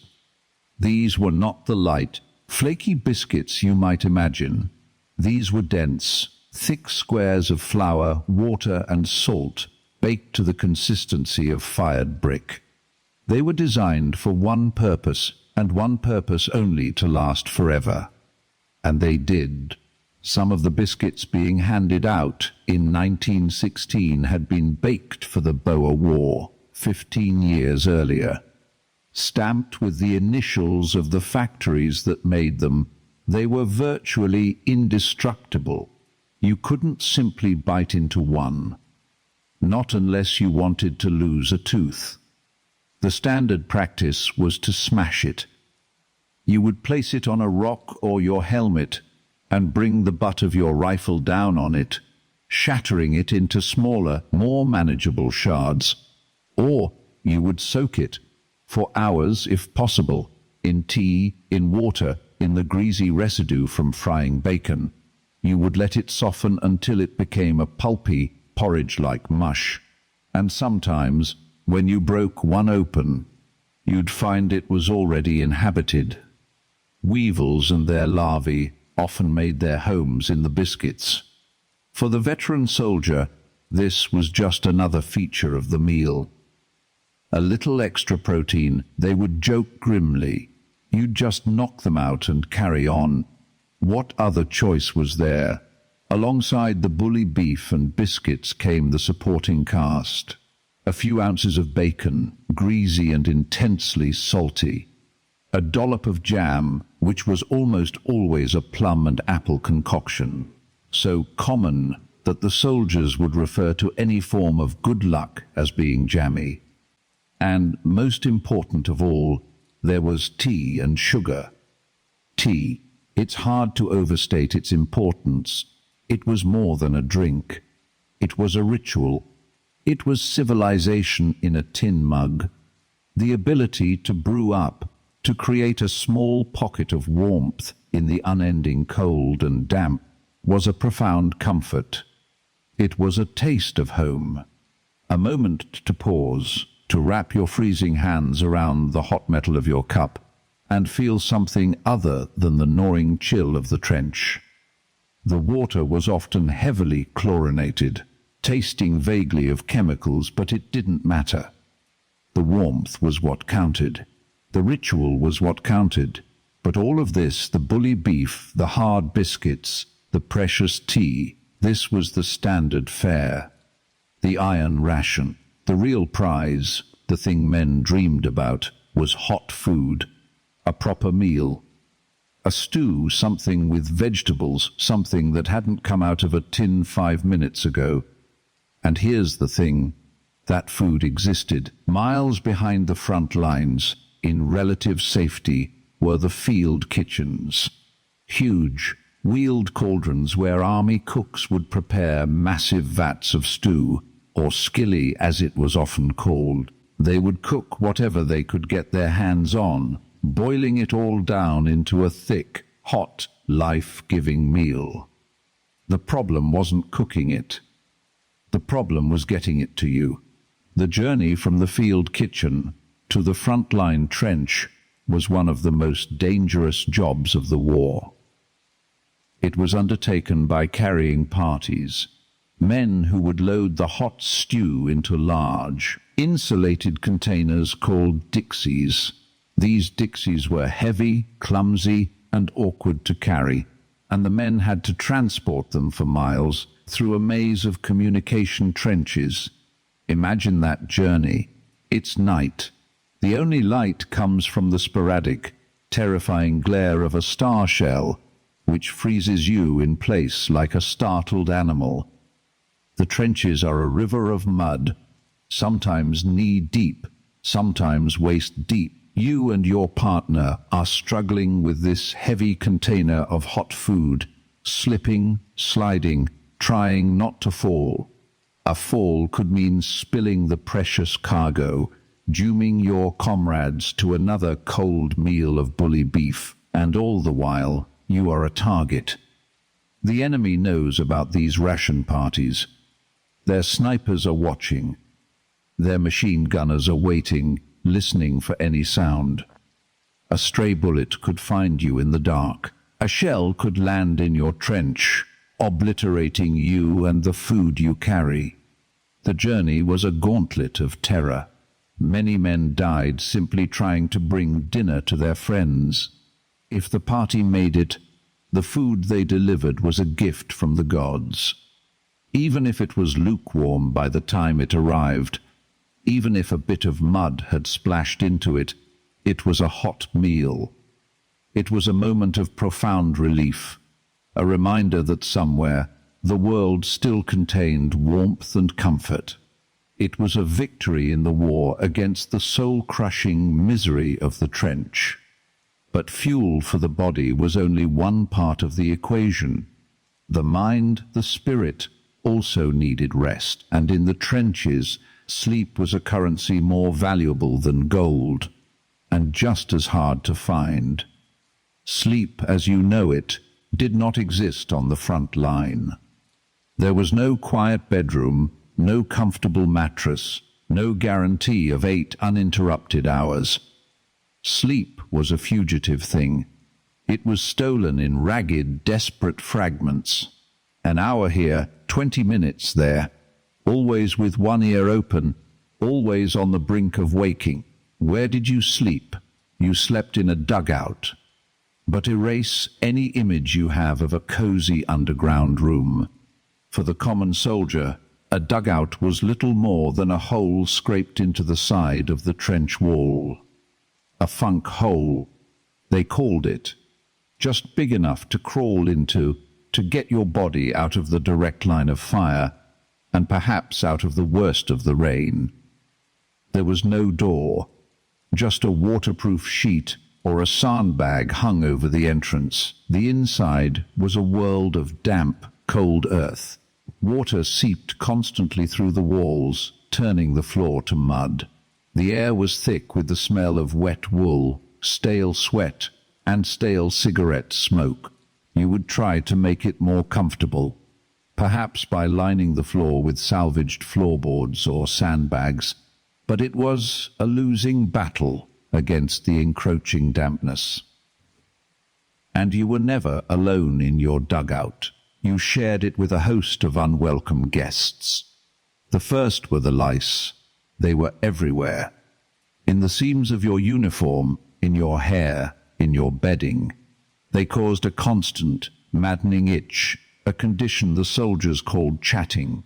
You could spend hours running a lit candle along the seams of your shirt, listening to the satisfying pop as the flame found the lice and their eggs. But they always came back. And then there were the rats. The trenches were a paradise for them. An endless supply of discarded food, and a more gruesome source of nourishment, the dead. The trench rats were bold and enormous. Some were said to be as large as cats. They would scurry over you as you tried to sleep, their claws scratching against your skin. They would chew through your pack to get at your rations. They were a constant, unsettling presence, a symbol of the decay and corruption of the world you now inhabited. This constant battle for simple human needs, for warmth, for rest, it defines the trench experience. Before we open the letters that were their only link to a sane world, if you are finding this journey through history helps you find your own rest, consider subscribing to The Dark Historian. It allows these stories to continue being told. Now, let us return to that soldier, huddled in the dark, waiting for a message from a world he once knew. Against this backdrop of filth and vermin, you tried to sleep, but the noise was a constant enemy. The war never truly slept.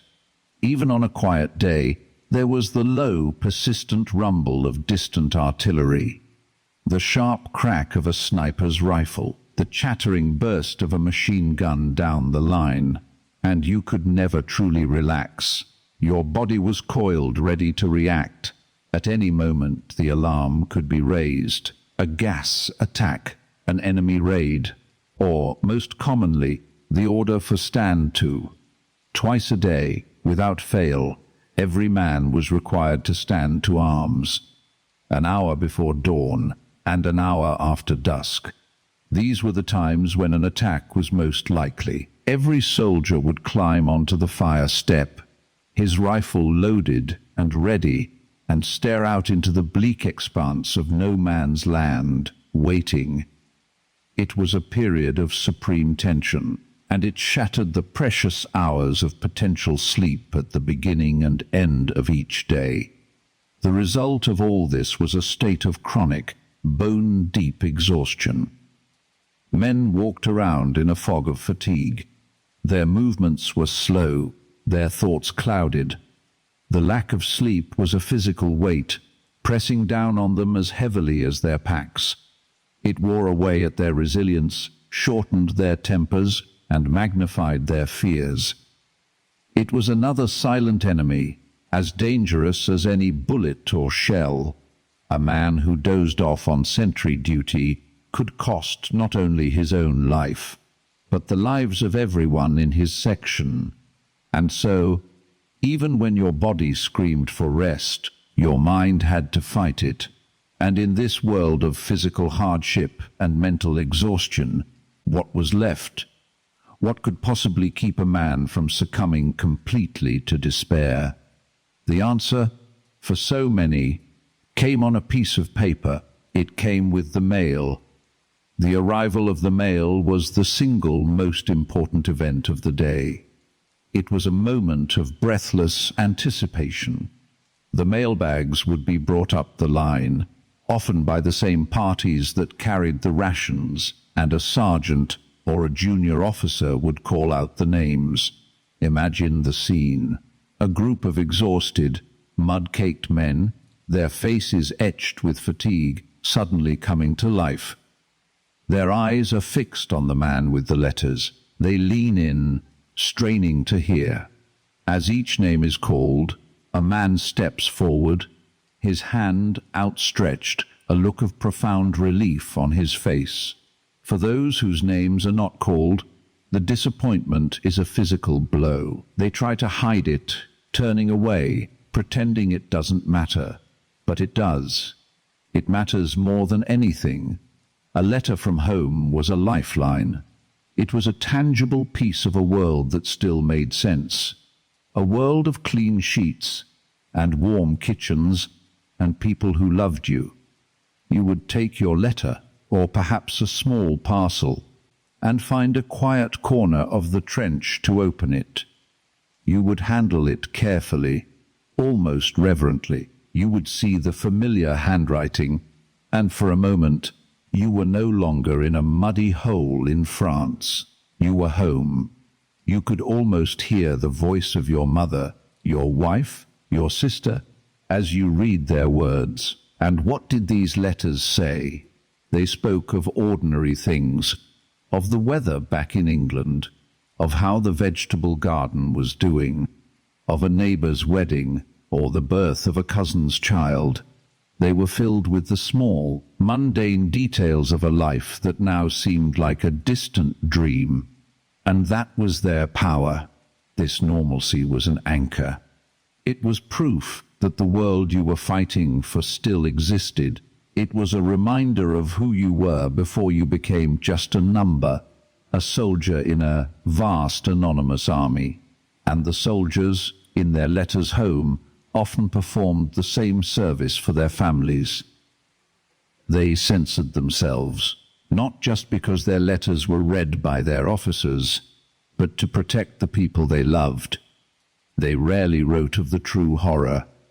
They didn't describe the mud, the rats, the constant fear. Instead, they would write that the food was all right, that they were keeping warm. They would ask about friends and family. They would make jokes. They would downplay the danger, reassuring their loved ones that they were safe, even as shells fell around them. It was a conspiracy of kindness, a shared effort across miles of land and sea to shield each other from the full, unbearable truth. Of course, not all letters brought comfort. The mail could also be a source of immense pain. A letter might arrive with news of a death in the family. A father, a mother, a sibling lost to illness or accident back home. And you were trapped, unable to go to them, unable to grieve with them. And there was the dreaded Dear John letter, the letter from a wife or a sweetheart ending a relationship. To receive such a blow, to have your emotional anchor cut away while you were stranded in hell, was a devastating psychological wound. Men were known to break down completely, to lose the will to go on after receiving such a letter. But for the most part, the mail was a force for good. It was the thread that connected these men to their humanity. They would carry the letters in their pockets, rereading them until the paper grew soft and the creases fell apart. They would carry photographs, small, dog-eared portraits of their families, looking at them in the quiet moments, drawing strength from the faces of those they had left behind. In the end, it was these small things that made life bearable. The bully beef and hardtack that filled your stomach, the precious, stolen moments of sleep in a damp dugout, and the flimsy piece of paper that carried a message of love from a world away. These were not grand acts of heroism. They were the quiet, desperate acts of survival, the stubborn refusal of the human spirit to be extinguished, even in the deepest, darkest mud. It was a fight waged with a tin of beef, a mug of hot tea, and a letter, read by candlelight as the guns rumbled in the distance. A quiet insistence on life in the very heart of death. That distant rumble, it was the one constant, the background noise of an entire world. You could be writing a letter home, the pencil scratching on thin paper. You could be sipping lukewarm tea from a chipped enamel mug. You could be watching a rat, grown fat and fearless, dart across the duckboards. And through it all, there was the rumble. A deep, guttural vibration you felt more than you heard. A vibration in your teeth, in the bones of your skull, in the watery mud beneath your feet. It was the sound of the world's heart, and its heart was a machine of war. But that was the distance, a mile, 10 miles. A different battle, a different sector's misery. The true sensory assault was when that rumble came for you, when it ceased to be a backdrop and became the entire story, the entire world. The quiet insistence on life, which we spoke of before, was a rebellion. But it was a rebellion staged in the middle of a symphony of total, absolute, and unrelenting noise. A noise designed not just to kill, but to unmake the mind itself. To understand life in the trenches, you have to understand this sensory war. You have to close your eyes and listen.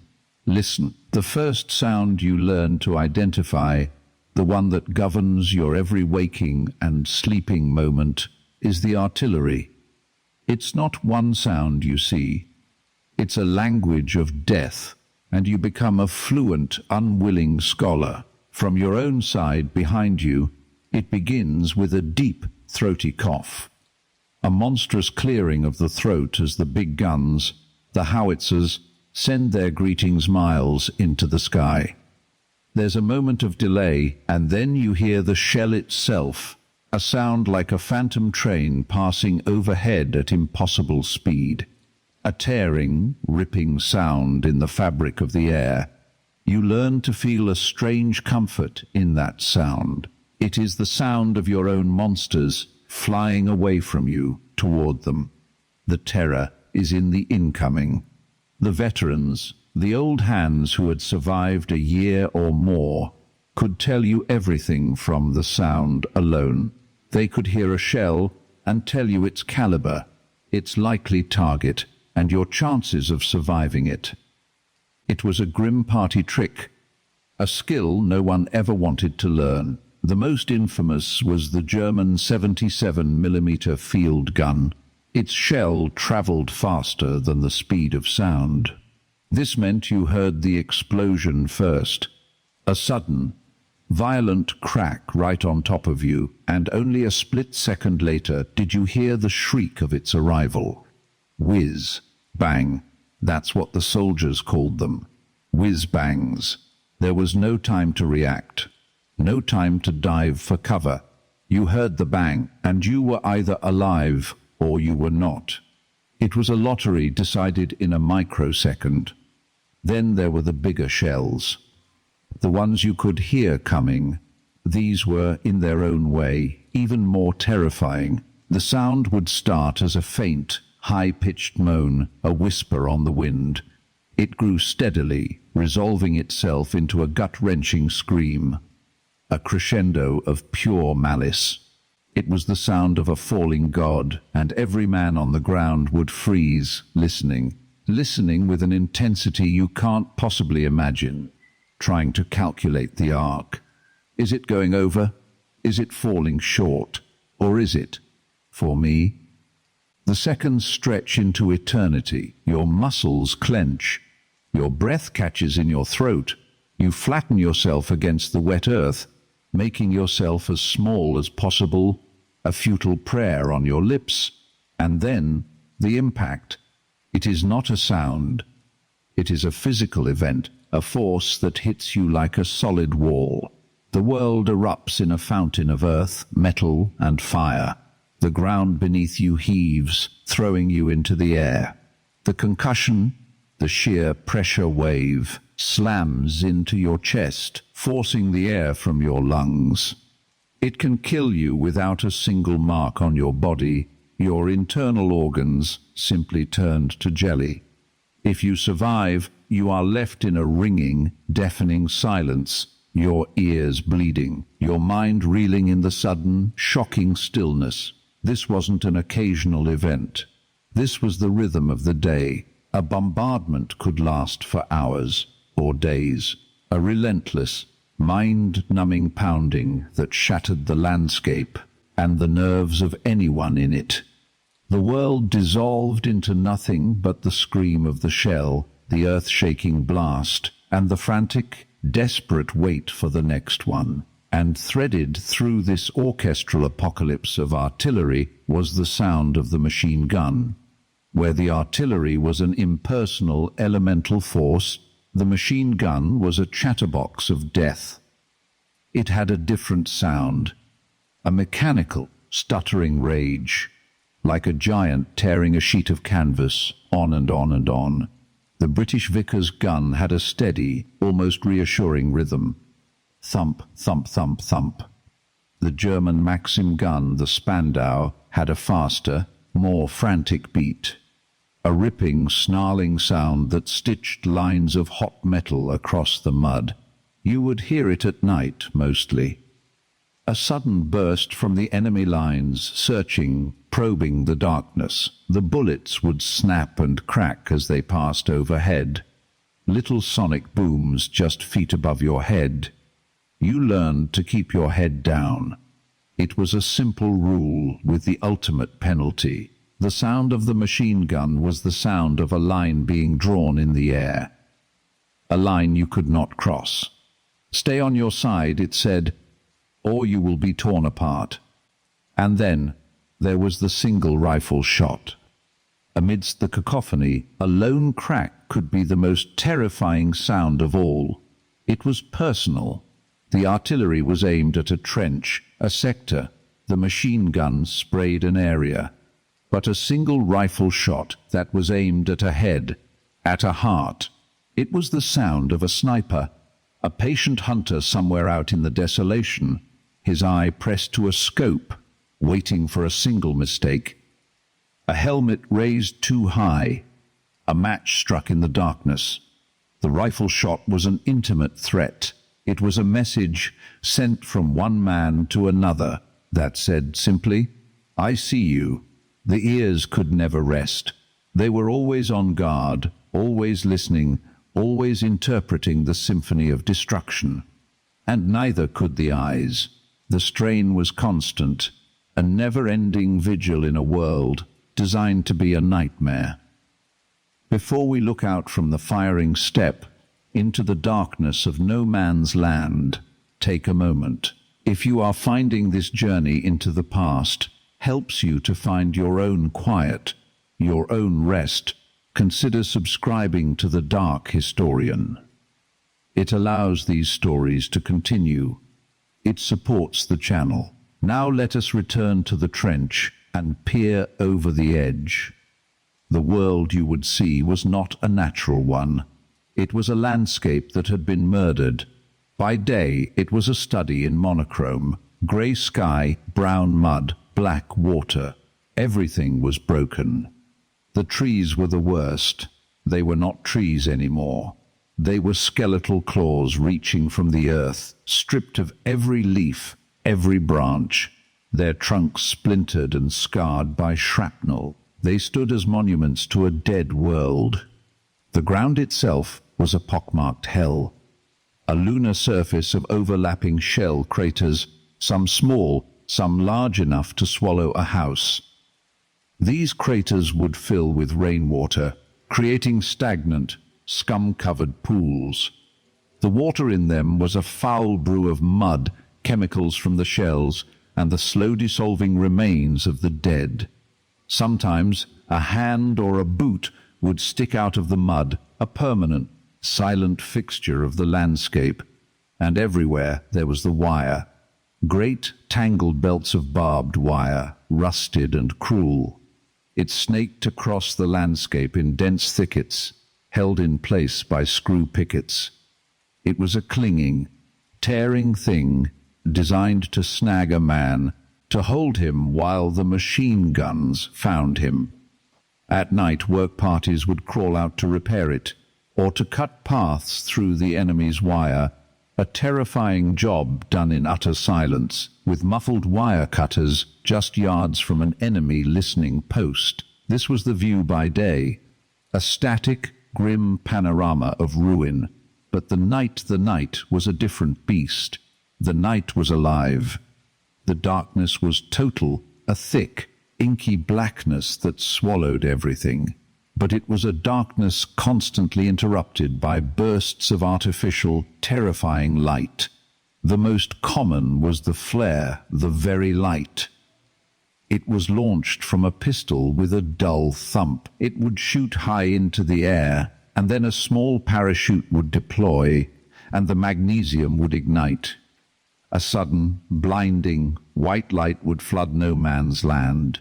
It was a cold, cruel light, whiter than the moon, that bleached all the color from the world. It cast deep, dancing shadows that played tricks on the eyes. A shattered tree stump could look like a crouching man.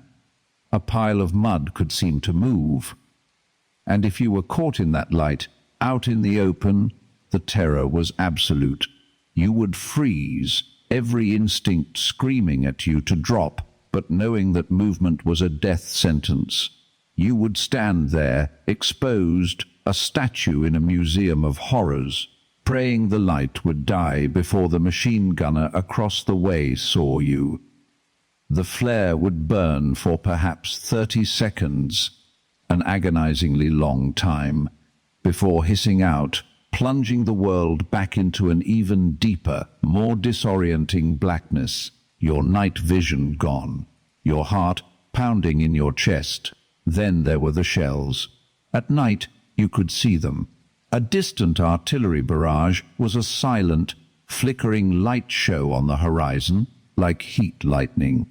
But when they were closer, you could see the red, fiery arc of the shells themselves as they flew through the sky, and the explosions were no longer just fountains of dirt. They were brilliant, violent blossoms of orange and red, momentarily illuminating the hellscape in strobing, demonic flashes. Sometimes, from far behind the lines, great searchlights would sweep the sky and the ground. Their thick, white beams moved with a slow, deliberate menace, probing the darkness, searching for bombers or raiding parties. To be caught in one of those beams was to feel utterly naked, pinned like an insect under a microscope. So you see, there was no rest. By day, the noise.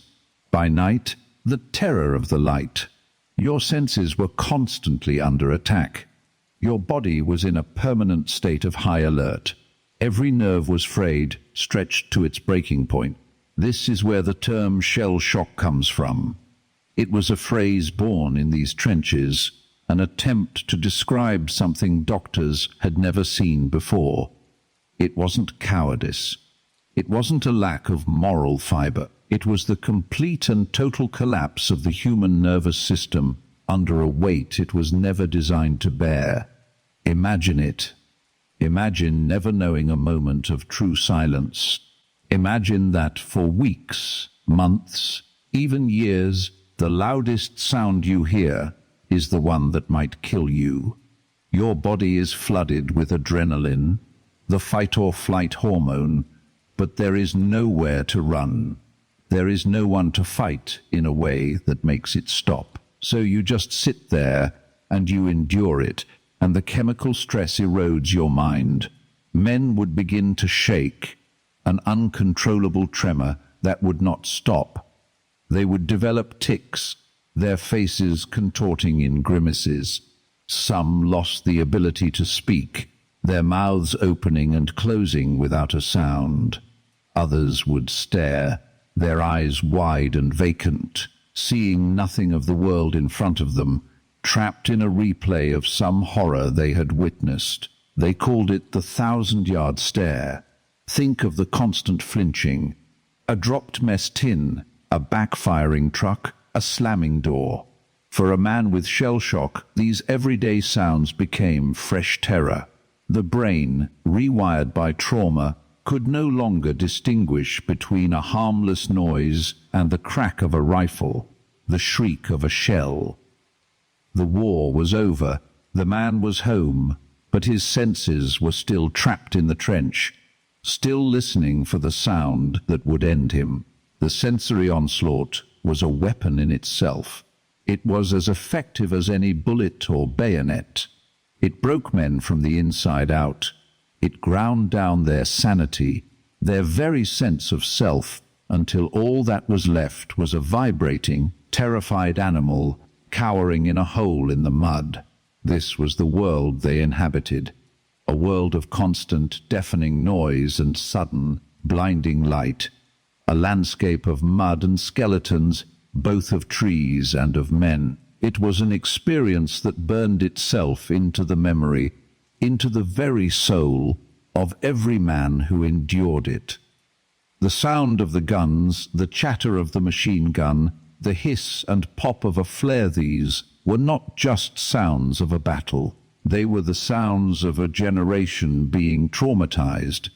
They were the sounds that would echo in the minds of the survivors for the rest of their lives. In the quiet of a suburban street, in the middle of a peaceful night, years later they would hear it, the rumble, the shriek, the tearing canvas. The war would never truly be silent for them. It was a noise that, once heard, could never be forgotten. It was a part of them now, a ghost that lived behind their eyes and in the delicate bones of their ears, a permanent, private echo of the mud and the madness, a sensory memory of a world that should never have existed, and it would follow them home, into the peace they had fought for, a peace they themselves could now rarely feel. But that sound, that smell, that feeling of perpetual dampness, it was more than just a memory of a place. It was a scar on the soul, a phantom limb that ached with the memory of a world that was never meant to be.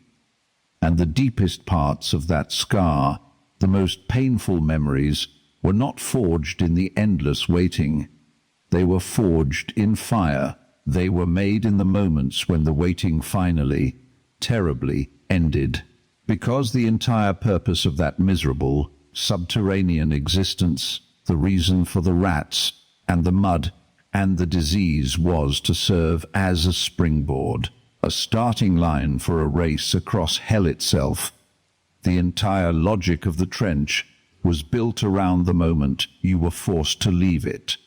It would start as a rumor, a whisper carried on the wind down the communication trenches, a change in the air, extra ammunition boxes being stacked in the bays, the arrival of tins of bully beef and sacks of hard biscuits, and then the most telling sign of all, the rum ration, officially meant to bolster a soldier's courage.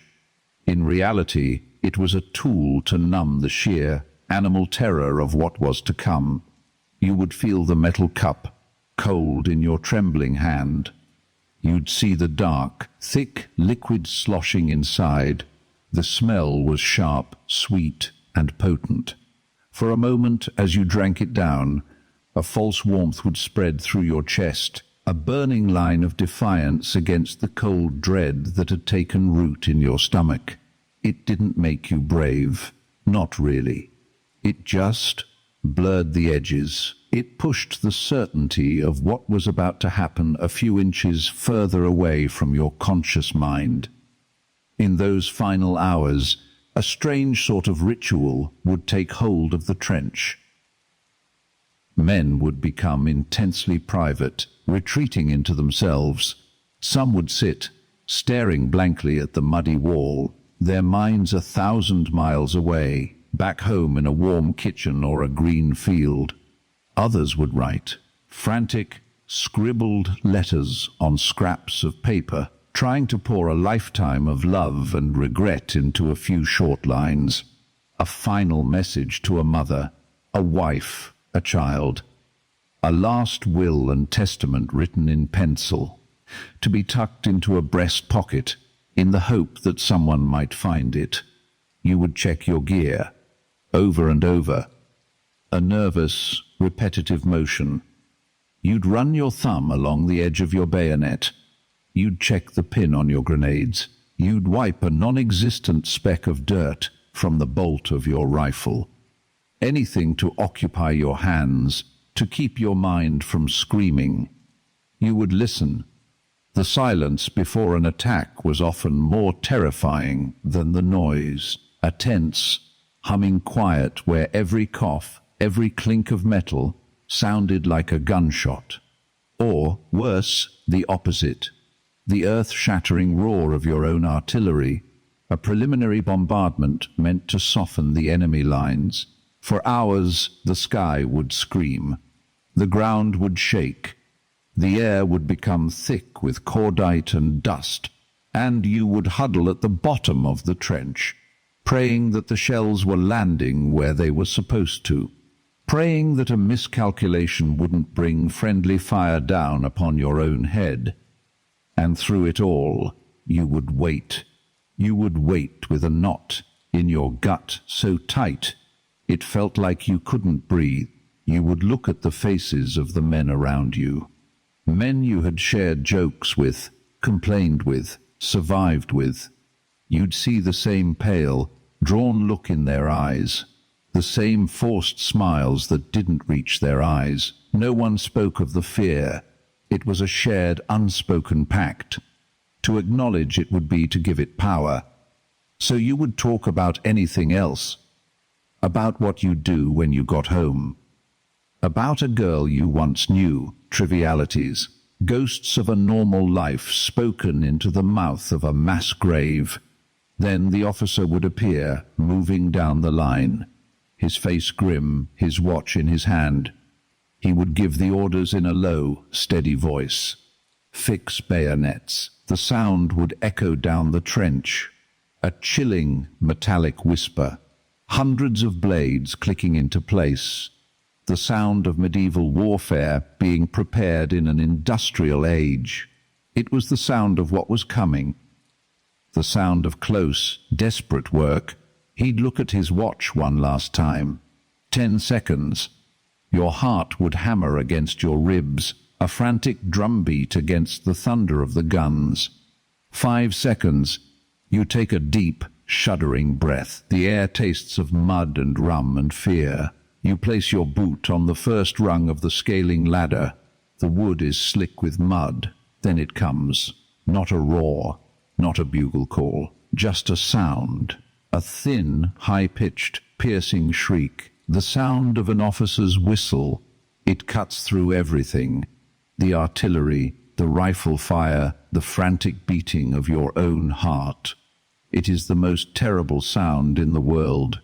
It is the sound of your life ending, or the life of the man next to you. It is the sound of the world holding its breath and then plunging over a cliff. There is a moment, a single, frozen heartbeat of hesitation, a collective gasp. And then the spell is broken. You are moving. You are scrambling, pushed from behind, pulling the man ahead of you. Up the ladder, up into the light, climbing over the parapet, out of the relative safety of the trench, is like being born into a nightmare. The first thing that hits you is the sheer scale of the noise. It is a physical thing, a wall of sound that slams into you, rattles your teeth, and shakes your bones. It's a symphony of destruction. The constant, high-speed chatter of machine guns, a sound like a giant tearing a canvas sheet. The whistle and shriek of incoming shells that grows louder and louder until it feels like it is aimed directly at your soul. And the explosions. Not the clean bangs you might imagine, but deep, gut-wrenching crumps that throw dirt, shrapnel, and the pieces of men into the air. The second thing you notice is the space. After weeks or months in the narrow, claustrophobic confines of the trench, no man's land is terrifyingly open. You feel exposed, naked, a slow-moving target on a vast, featureless shooting gallery. The ground is not ground. It is a lunar landscape, a sea of mud and craters, churned and rechurned by relentless shellfire. The mud sucks at your boots, heavy and greedy, trying to pull you down, to make you a permanent part of the landscape. You run, or you try to. It's more of a desperate, stumbling walk, weighed down by your rifle, your ammunition, your pack, your fear. Men are falling all around you. You see a man you were just sharing a cigarette with suddenly jerk backwards, as if punched by an invisible fist, and then he's gone. Another simply vanishes in a cloud of smoke and red mist. There is no time to stop, no time to help. To hesitate is to die. Your world shrinks to the few feet of torn earth in front of you. Your only goal is the next shell crater, a brief, muddy sanctuary where you can catch your breath before pushing on. And the wire. Tangled, rusty belts of barbed wire, strung in complex patterns designed to trap you, to hold you in place for the machine gunners.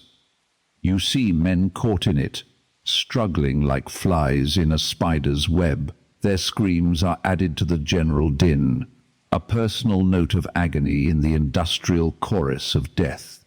If you get caught, you have to rip yourself free, tearing your uniform, tearing your flesh.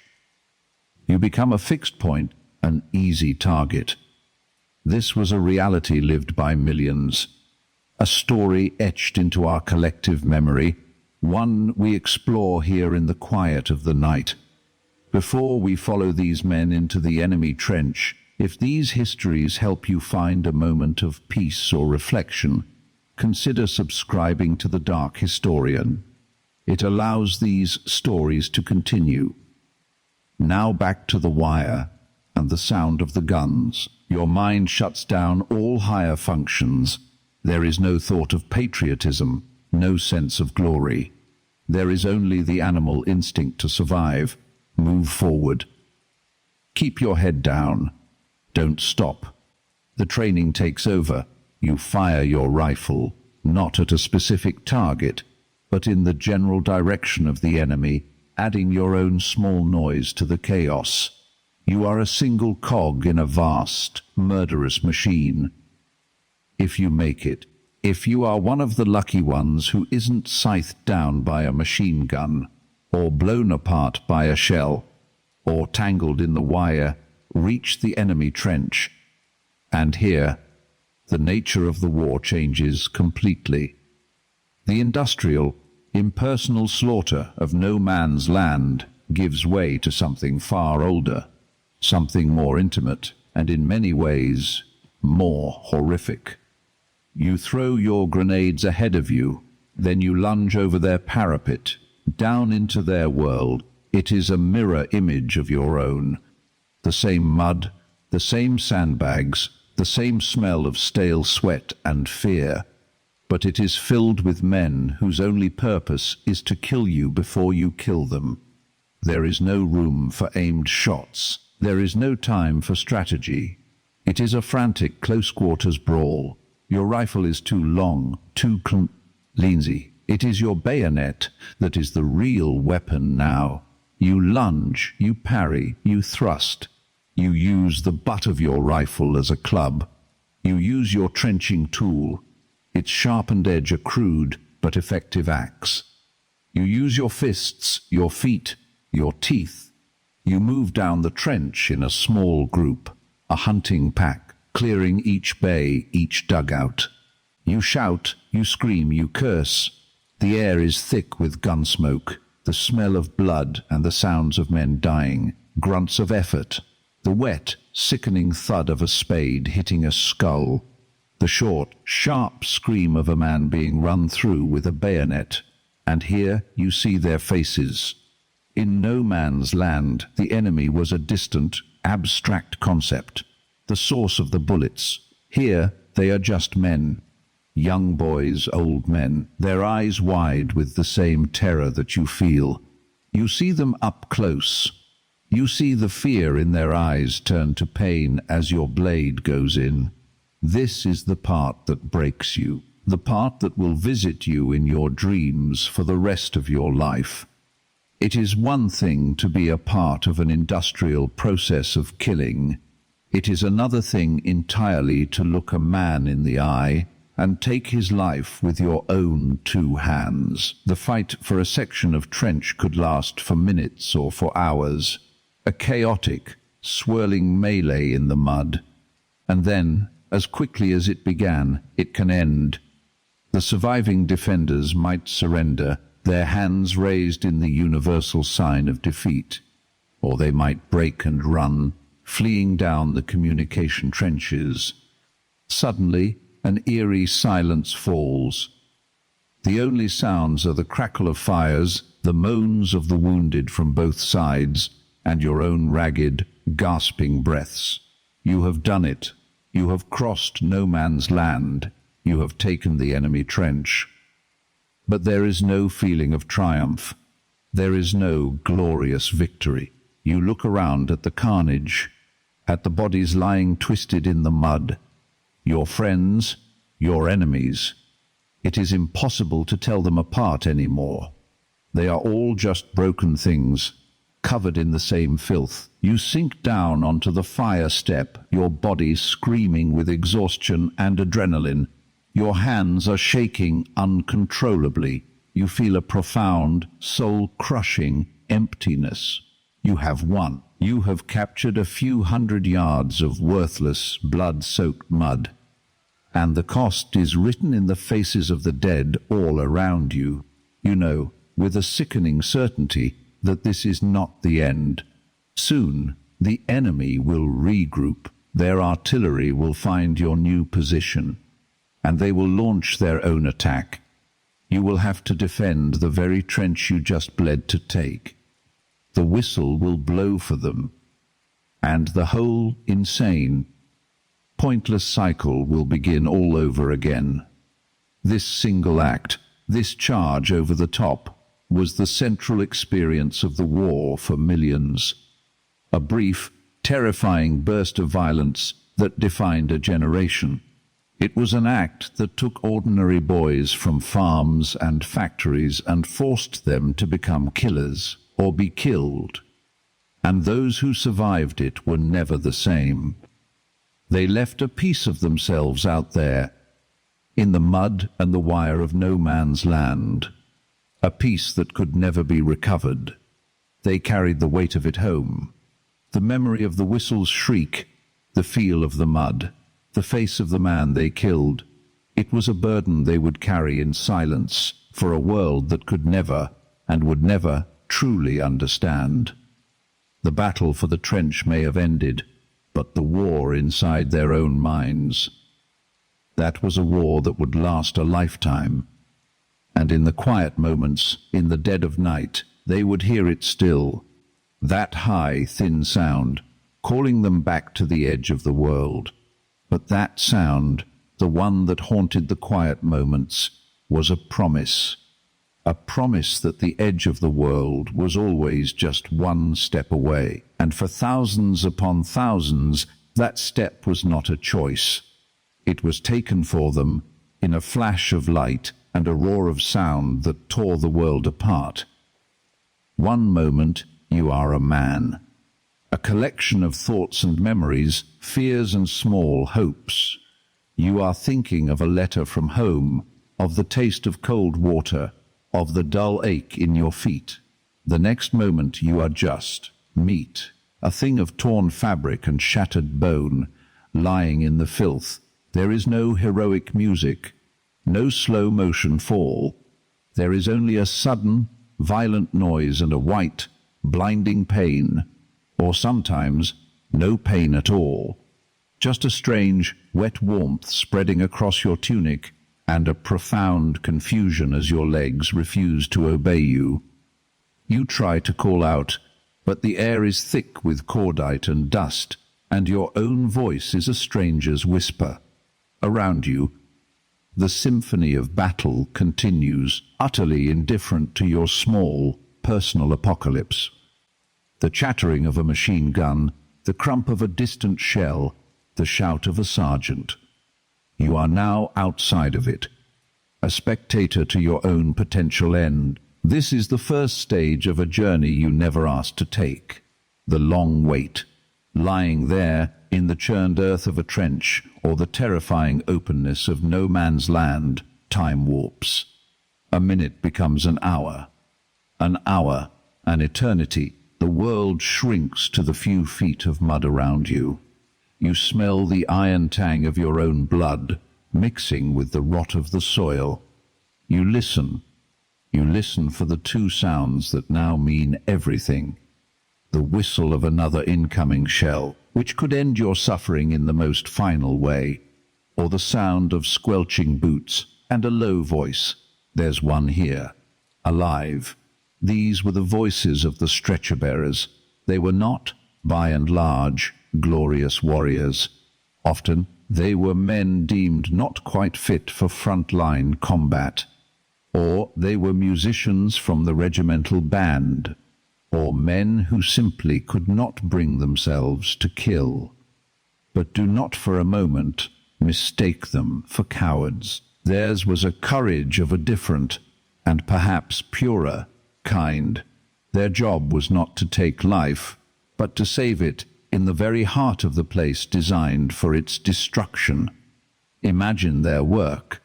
The call would come down the line, stretcher-bearers at the double, and they would go.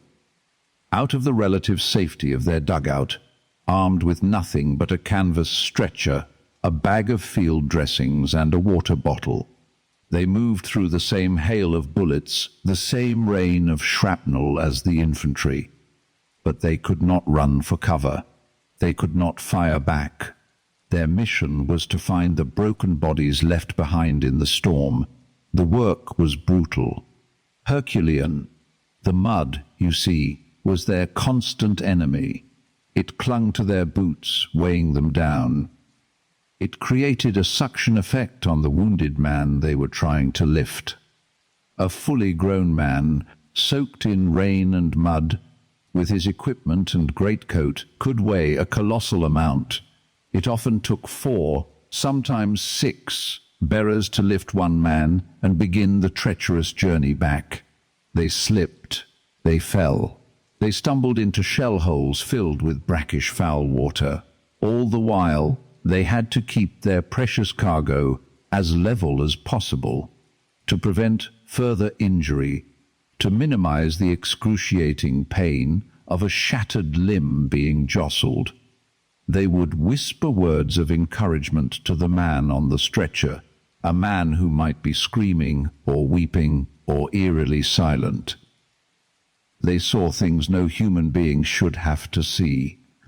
They patched men up as best they could, a temporary plug in a failing dam, and then they began the long walk. That walk was the first leg of a grim pilgrimage, a chain of evacuation designed to move the wounded from the inferno of the front to the quiet sanity of a hospital. Each step was a small victory against chaos. The first stop was the regimental aid post, the RAP. Don't picture a clean white tent.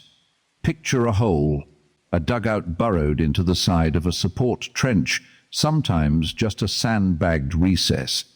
It was dark, lit by a few flickering candles or a single hurricane lamp that cast long, dancing shadows on the earthen walls. The air was thick with the smell of sweat, wet wool, antiseptic, and blood. Here, a single man held court, the regimental medical officer, a doctor who, just a few years before, might have been treating coughs and setting children's broken arms in a quiet country practice. Now he worked in the dark, surrounded by groaning men, with artillery shaking the very earth around him. He worked with frantic speed. His job wasn't to heal, it was to sort, triage. He would look at the tag tied to a man's tunic, or make a quick, practiced assessment. Can this man return to the fight? A minor flesh wound, a dressing, and back to the line he went. Is this man salvageable? A shot of morphine to dull the screaming pain. A fresh dressing applied over the blood-soaked field one, and a new tag marking him for the next stage. And then there was the third category, the one no one spoke of, the men whose wounds were so catastrophic that nothing could be done.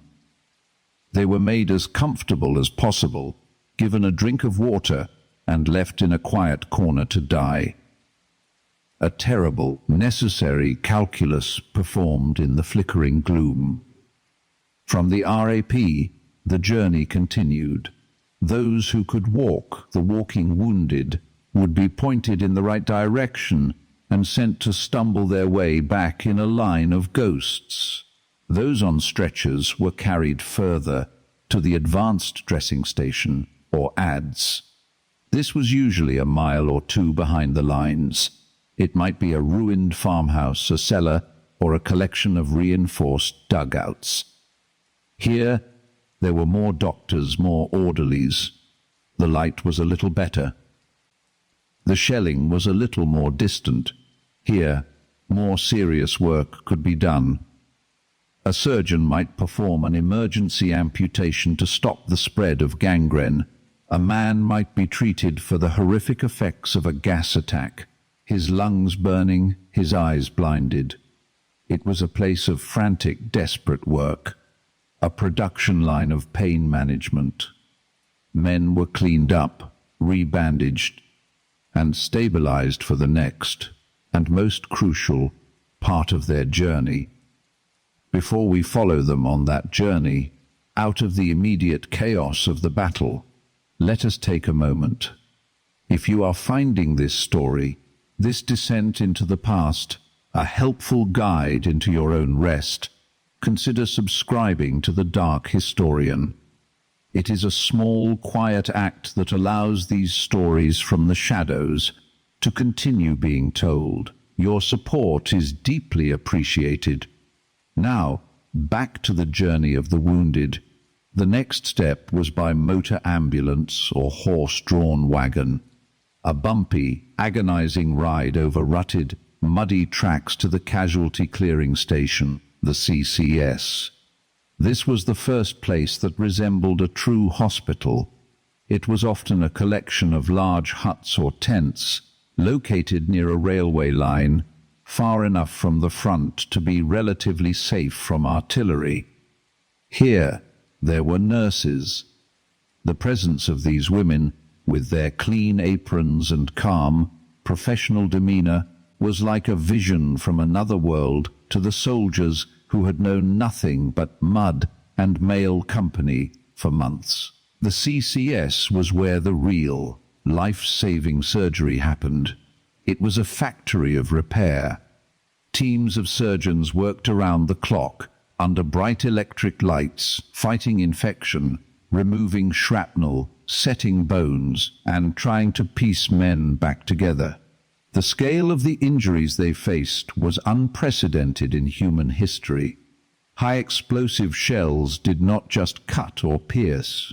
They tore, they shredded, they pulverized, they drove fragments of metal, uniform, and dirt deep into the body, creating the perfect breeding ground for tetanus and gas gangrene.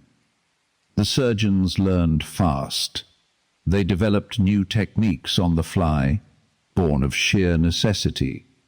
They pioneered blood transfusions, new methods of treating complex fractures, and the grim but life-saving practice of debridement, cutting away all dead and infected tissue from a wound to give the body a chance to heal. The CCS was an engine of both hope and horror. For every man saved, another was lost on the operating table. For every life pieced back together, another would be forever changed, an arm or a leg left behind in a foreign field. For the lucky ones, the ones who survived the CCS, the journey wasn't over. They would be placed on a hospital train. A long, slow train that would carry them to the huge base hospitals on the French coast. And from there, a hospital ship back to Blighty, back to Britain, back to a world of clean sheets, quiet rooms, and the end of the noise. But for so many, the noise never ended. Because you see, not all wounds were made of torn flesh and shattered bone. Some wounds were invisible. They were carried not in the body, but in the mind. And for these wounds, there were no skilled surgeons, no clean dressings, no clear path to healing. It was called shell shock. The term itself speaks to the initial misunderstanding. It was believed to be a physical ailment, a bruising or concussion of the brain and nervous system caused by the shockwave of an exploding shell. And perhaps for some, that was part of it. But the reality was far more complex and far more terrifying. Men would arrive at the dressing stations not with bleeding wounds, but with a terrifying collection of symptoms.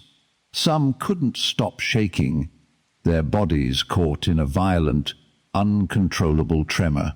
Others were struck blind or deaf, with no physical damage to their eyes or ears. Some lost the ability to speak, their mouths opening and closing without a sound. Some were frozen, rigid as statues, while others were trapped in a state of perpetual frantic anxiety, jumping at the slightest sound. And then there were the nightmares, the waking visions. Men who would stare into a corner, screaming at things no one else could see. They were reliving the horror. Their minds had been broken by the sheer, overwhelming stress of industrial warfare, the constant threat of death, the endless, mind-numbing noise of the guns, the sight of their friends being blown to pieces right next to them. The helplessness, the terror. The human mind, in an act of self-preservation, had simply shut down. It had broken. How did the army deal with this? At first, with brutal incomprehension. This wasn't a real injury, many officers believed. It was cowardice, malingering, a lack of moral fiber. A soldier's duty was to endure, to show a stiff upper lip. This display of weakness was an embarrassment, a stain on the regiment's honor. So the treatments were often punishments in disguise. They were called cures, but they were designed to force a man back to his senses through sheer force of will. A soldier who couldn't speak, might be subjected to painful electric shocks to his throat. A man who couldn't walk would be told to simply get up and shamed when he couldn't. They were isolated, put on disciplinary diets, and subjected to humiliating public interrogations by doctors who accused them of faking it. The goal was to make the experience of being shell-shocked so unpleasant that the soldier would simply choose to be well again and return to the front.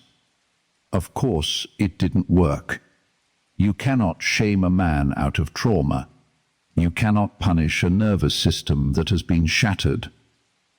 Slowly, very slowly, a few doctors began to understand. Men like Charles Myers and William Rivers started to listen to their patients.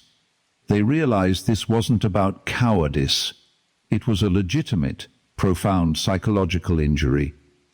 They began to experiment with new treatments. The talking cure, where a soldier was encouraged to speak about his traumatic experiences, to give voice to the horrors he had witnessed.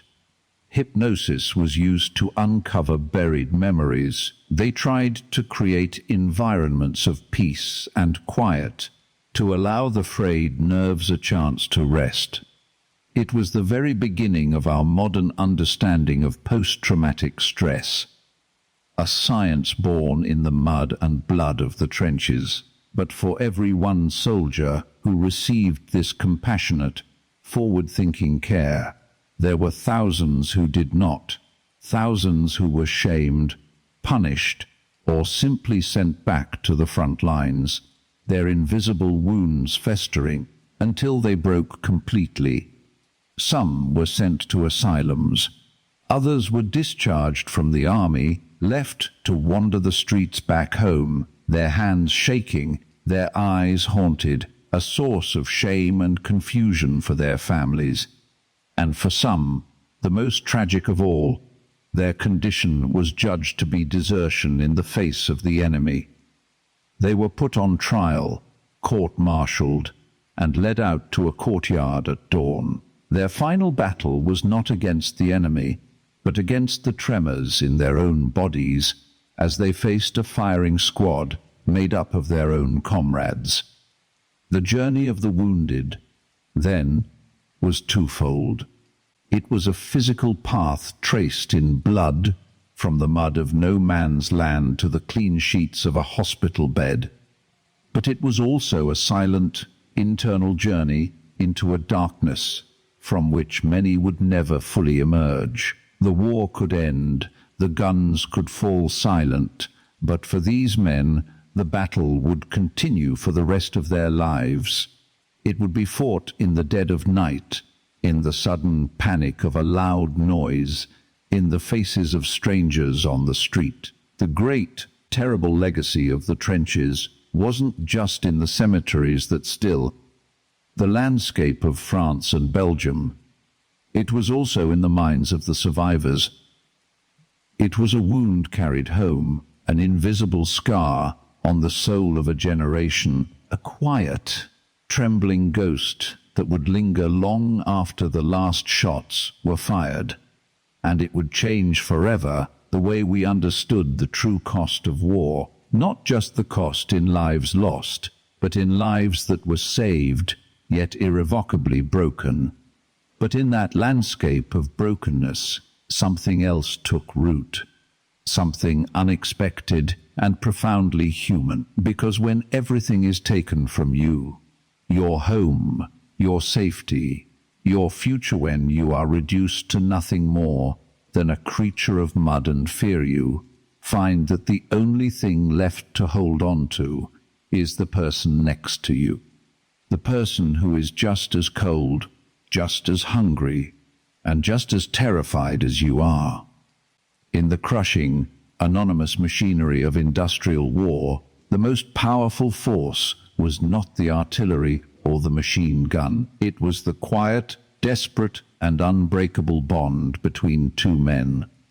A bond forged not in the sunshine of peace, but in the stinking, waterlogged darkness of a trench. This wasn't friendship as you or I might know it. It wasn't built on shared hobbies or pleasant conversations. It was built on a shared reality so extreme, so alien, that no one on the outside could ever hope to comprehend it. It was a language spoken without words, a loyalty that superseded all others. It was the knowledge that the man shivering next to you in the pre-dawn chill was the only person on earth who truly understood. He understood the specific rhythm of your breathing when you were trying to pretend you weren't afraid. He knew the look in your eye that meant you were thinking of home. He knew the way you held your rifle when the shelling got close, the slight tremor in your hand that you tried so hard to hide. You knew the same about him. You were mirrors of each other's suffering, and in that shared reflection, you found a strange and powerful kind of salvation. Think of it. Every day you woke up to the same grey sky, the same brown walls of earth, the same stench of decay. The world had shrunk to this narrow, muddy corridor, and in that corridor were the same faces, the same tired, hollowed-out eyes. You stopped being individuals in the way you once were. You were a single, suffering organism, and each man was a vital part of the whole. You relied on him for everything, not just the big things, like covering your advance or pulling you back if you were hit. The small things, the things that kept you sane. He was the one who would notice you were out of tobacco and silently pass you his own. He was the one who would take your watch while you finally collapsed into a few minutes of feverish, nightmare-filled sleep. He was the one whose presence next to you, on the fire step in the dead of night, was the only proof that you were not completely alone in the universe. This dependence was absolute. It had to be. Your life was in his hands, and his was in yours. When you went over the top, you weren't just running towards the enemy line, you were running with him. You moved together, you fought together, you fell together. The abstract ideas of king and country, of glory and patriotism, they all melted away in the face of that terrible reality. They became distant, hollow words. The only thing that was real, the only thing that mattered, was protecting the man to your left and the man to your right. He was your country, he was your cause, and out of this shared misery grew a strange and vital flower, a dark, resilient humor that the generals and the politicians could never understand. It was called gallows humor. It was the laughter of the condemned.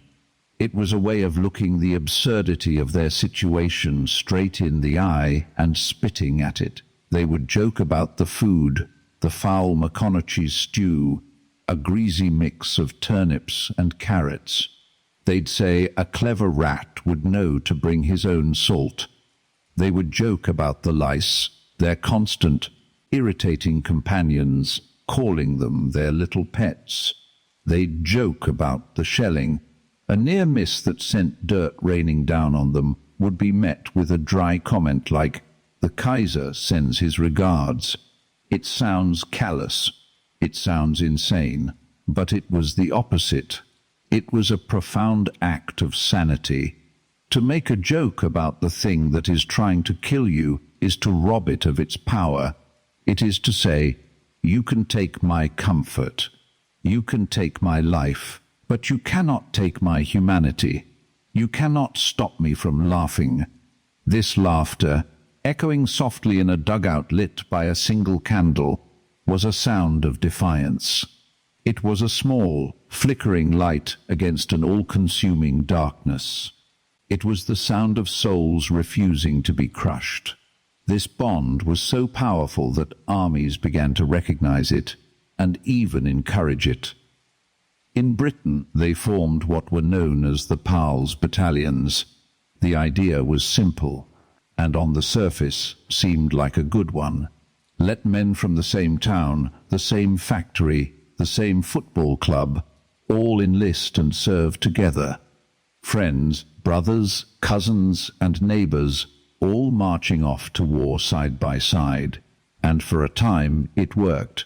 The morale in these units was incredibly high.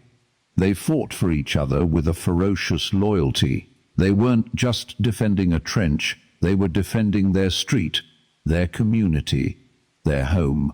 But this strategy held within it a terrible, hidden cost, a tragedy waiting to unfold.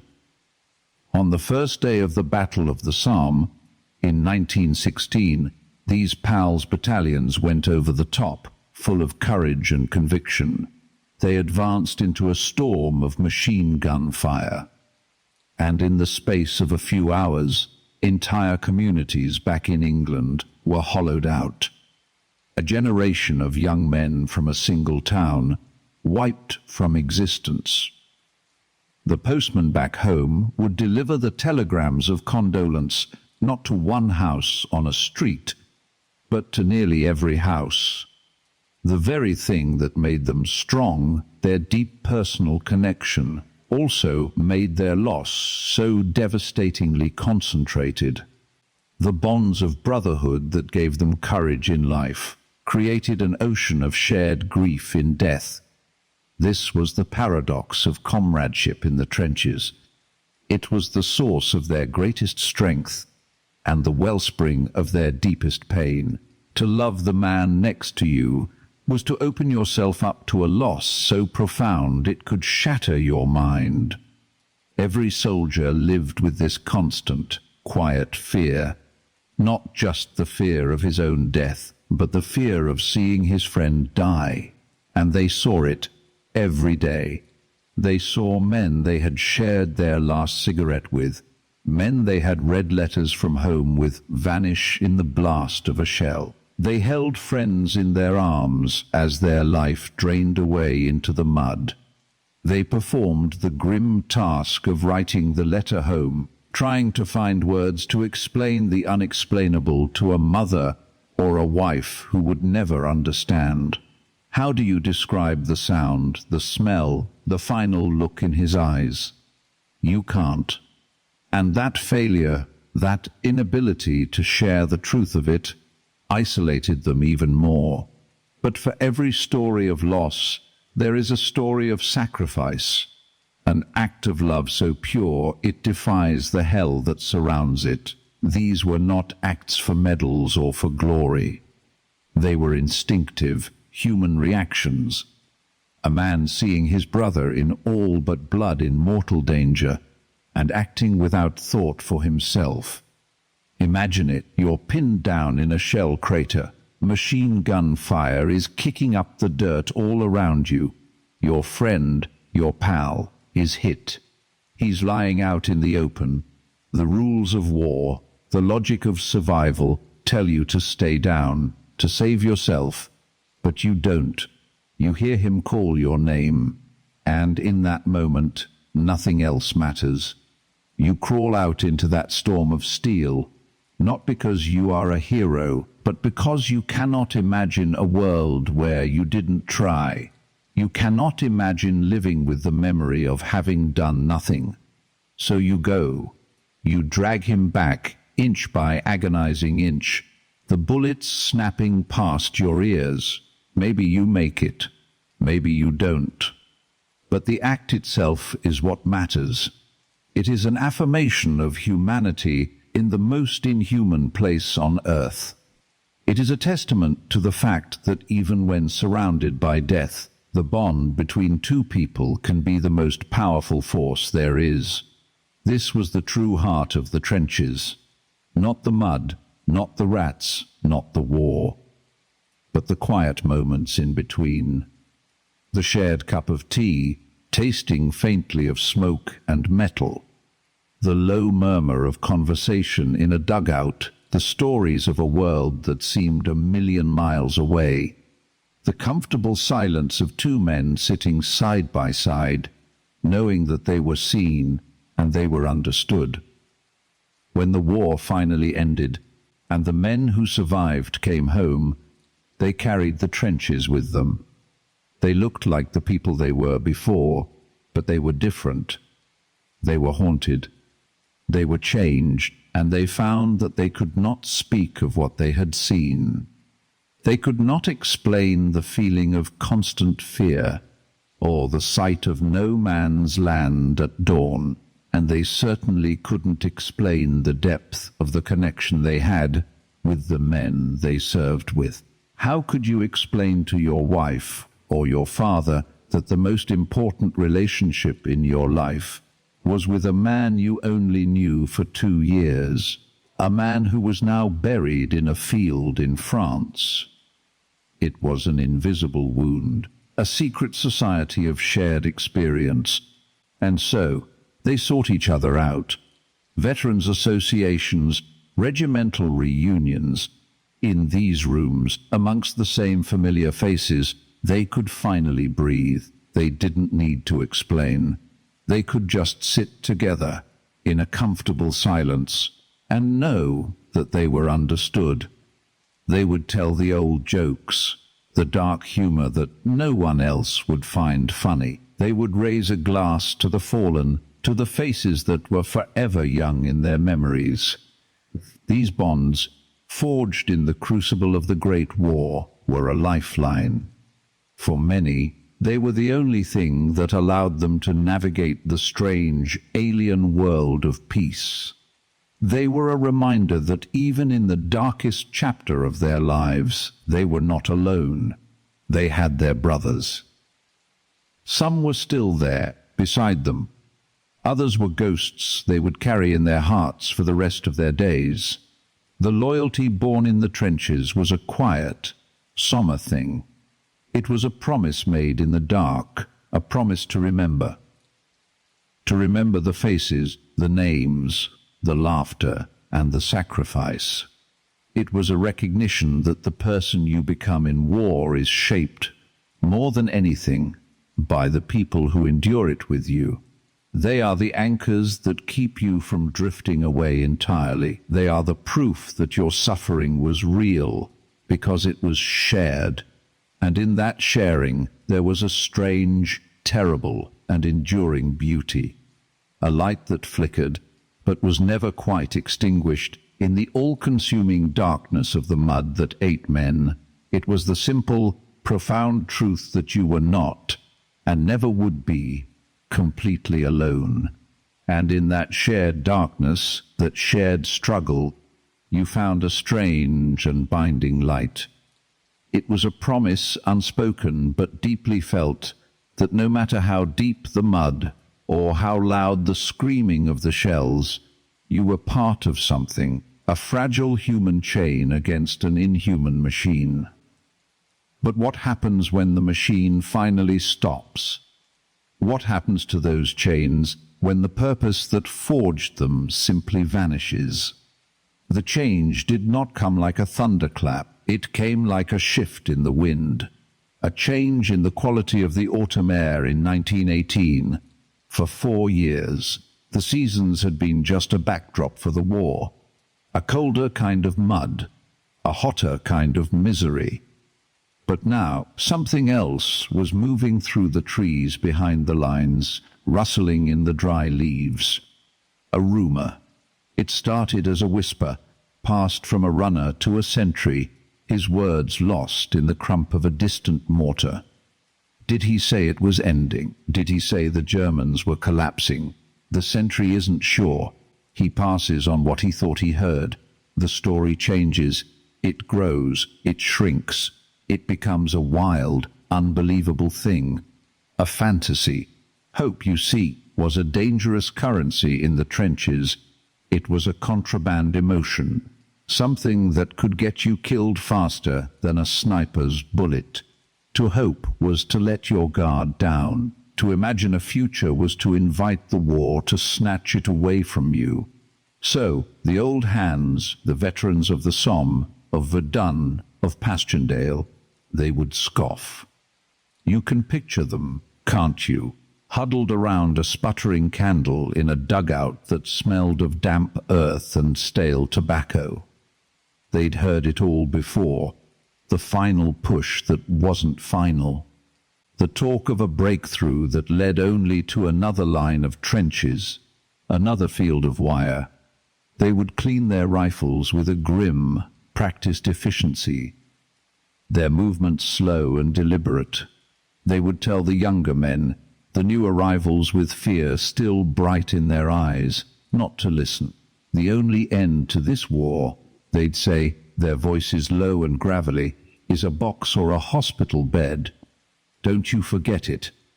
But the younger ones, they couldn't help it. They would listen to the whispers. They would cling to them. They would look for signs. Was the artillery fire a little less frequent today than yesterday? Did that German patrol seem less aggressive? Every small detail became a piece of a puzzle they were desperate to solve. A puzzle whose final picture was a train ride home, a warm bed, the face of a mother, a wife, a sweetheart. They would talk about it in hushed tones after the veterans were asleep, sharing this forbidden dream like a secret cigarette. The hope was a small, warm thing in the pit of their stomachs, a fragile flame they tried to shield from the cold winds of reality. Then the rumors began to solidify. They started to have the weight of truth. A staff car scene where one was never seen before. A group of officers talking with an urgency, a gravity that was different. Not the usual grim planning of an attack, but something else, something final. News trickled in from captured soldiers, their faces gaunt, their uniforms in tatters. They spoke of revolution back home, of starvation, of a will to fight that had finally, utterly broken.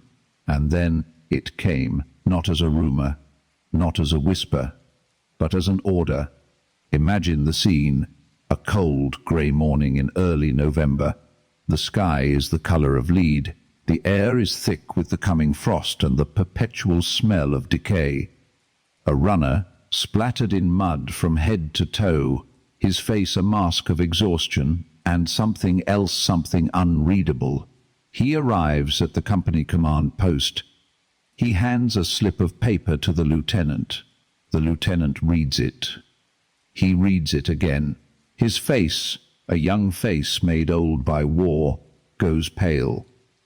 He looks up from the paper at the men around him, their faces turned towards him, expectant. He tries to speak, but the words catch in his throat. He clears his throat and walks out into the trench line. "Sergeant," he calls. His voice is tight. The platoon sergeant, a man whose face is a roadmap of every battle he survived, comes over. The lieutenant shows him the paper. The sergeant reads it, his eyes scanning the words. His expression doesn't change. It's a mask carved from stone. But his hands, the hands that can field strip a machine gun in the dark, they tremble, just for a second. The word is passed down the line, man to man, in hushed, disbelieving voices. Hostilities will cease on the 11th day of the 11th month, at the 11th hour, the 11th of November, 11 a.m. The news doesn't create a wave of cheering. There are no hats thrown in the air. The reaction is silence.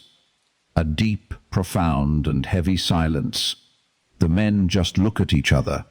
They look at the mud-caked walls of their home. They look at the grey, unforgiving sky. 4 years. 4 years of noise, of chaos, of death. And now it was going to stop. How do you even process that? How does a mind conditioned for constant threat, for the scream of incoming shells, for the rattle of machine gun fire, comprehend its absence? It feels like a trick, a cruel joke. The men go about their duties. They clean their rifles. They reinforce a parapet. They carry ammunition. The familiar routines are an anchor in a sea of disbelief. To stop moving is to let the reality of it wash over you. And that reality is too vast, too terrifying to contemplate, because here is the terrible arithmetic of the trenches. The war will end at 11 a.m. But it is not 11 a.m. yet. And the war is still the war. Men will still die on the last morning. They will still be killed in the last hour, the last minute. Can you imagine? To have survived for 4 years, to have endured the unendurable, only to be struck down with peace just moments away. The thought is a cold knot of dread in every soldier's stomach. The final hours are perhaps the most dangerous of all, not because the fighting is fiercer, but because the prize of survival is so close you can almost taste it. So they keep their heads down, they stay low, they pray. The night before the 11th is the longest night of their lives. Sleep is impossible. The darkness of the dugout is filled with ghosts, the faces of friends who are gone, the boy from the next village who died in your arms, the sergeant who taught you how to survive, cut down by a stray piece of shrapnel. Their faces crowd the darkness. They are the silent audience to this final act, and a profound, aching guilt begins to settle in. Why us? Why did we survive when they did not? There is no answer. There will never be an answer. And then comes the dawn. November 11th, 1918. The morning is cold and damp. A thick mist hangs over no man's land, shrouding the shattered trees and the tangled wire in a ghostly white veil. And the sound is monstrous. It's as if the war knows its time is running out and is determined to scream itself hoarse. The artillery on both sides opens up with a furious, non-stop barrage, a final, convulsive spasm of violence. They are firing off their stockpiles of shells, using up the instruments of death because soon they will be useless. The ground trembles, the air shrieks. The familiar thunder is a constant, deafening roar. In the trenches, men huddle, their hands over their ears. They look at their watches. The cheap, ticking timepieces that have measured out their lives in minutes and hours of terror. 10:30. The machine guns join the chorus, chattering back and forth across the misty expanse. A final, pointless conversation of lead. 10:45. The minutes crawl by, each one an eternity. A man checks the photograph of his wife, tucked into his breast pocket. Another rereads a letter from home, the paper worn thin and soft from 1,000 readings. They are trying to connect with a world they are not sure even exists anymore. 10:55. 5 minutes. The shelling intensifies, a crescendo of destruction. It is the sound of a world tearing itself apart. 10:59. 60 seconds. Every man is watching the second hand on his watch. A tiny, sweeping black line, counting down the end of an age. The noise is everything. It is all that has ever been, all that will ever be. It is the soundtrack to their lives. The second hand sweeps past the 6, 30 seconds left. It sweeps past the 9, 15 seconds. The men hold their breath. Their knuckles are white where they grip their rifles. 5, 4, 3, 2, 1. Silence. It is not a gentle silence. It is not a peaceful silence. It is a violent physical thing. It crashes down on the landscape like a physical blow. The absence of the roar is a sound in itself, a ringing, humming void that fills your ears, your head, your entire being. It is the loudest thing anyone has ever heard. For a long moment, nothing happens. No one moves. They are frozen, listening to the silence. And in that silence, they begin to hear things they haven't heard in 4 years. The drip of water in the trench, the gentle sigh of the wind through the barbed wire, their own ragged breathing, the frantic, hammering beat of their own hearts. And then a bird, a single bird, somewhere in the skeletal remains of a wood, begins to sing. The sound is so alien, so pure, so out of place, that it feels like a miracle, and it breaks the spell. Slowly, cautiously, a man lifts his head above the parapet. He half expects the crack of a sniper's rifle, but there is nothing, just the mist. He stands up a little higher. He sees the blasted, cratered moonscape of no man's land, the familiar, terrifying view. But it is different now. It is still. Then, another head appears on the German line opposite. Then another, and another. Men, real men, not just targets or shapes in the distance, begin to climb out of their trenches. They stand on the churned-up earth, blinking in the grey light, like creatures emerging from a long hibernation. They are hesitant, wary. They look at each other across the 100 yards of mud and wire that has been a killing field for a generation. There is no cheering. There is no celebration. The emotions are too complex, too deep for that. There is relief, yes. A vast, tidal wave of relief that is so overwhelming it feels like exhaustion. But there is also a profound sadness. A grief for the millions who are not standing here. A grief for their own lost youth, their lost innocence. And there is a deep, unsettling uncertainty. What now? The war has been their entire world. It gave them a purpose, however terrible. It gave them a routine. It gave them a brotherhood. Now it is gone, and they are left standing in the silence, on the edge of a future they cannot begin to imagine. A single soldier, a young boy from London, takes a tentative step forward into no man's land. Then another. He is not charging. He is just walking. He is followed by another, then a few more. From the other side, the German side, a few soldiers do the same. They meet in the middle, in the wasteland that had separated them. They do not speak at first. They cannot. What is there to say? They just look at each other. They see the same exhaustion in each other's eyes, the same haunted, hollowed-out look. They are not enemies anymore. They are just the survivors. Someone offers a cigarette. It is accepted with a nod. Someone else pulls out a piece of hard bread. It is broken and shared. They are small gestures, tiny acts of humanity in the vast wreckage of inhumanity. For a few brief moments, they are not English or German or French. They are just men. Men who have woken from a long and terrible nightmare. But the nightmare is not so easily left behind. As they stand there, they are surrounded by it. The ground is littered with the debris of 4 years of fighting. Rusted helmets, broken rifles, the skeletal remains of the unburied. Every shell crater is a grave. The earth itself is a tomb.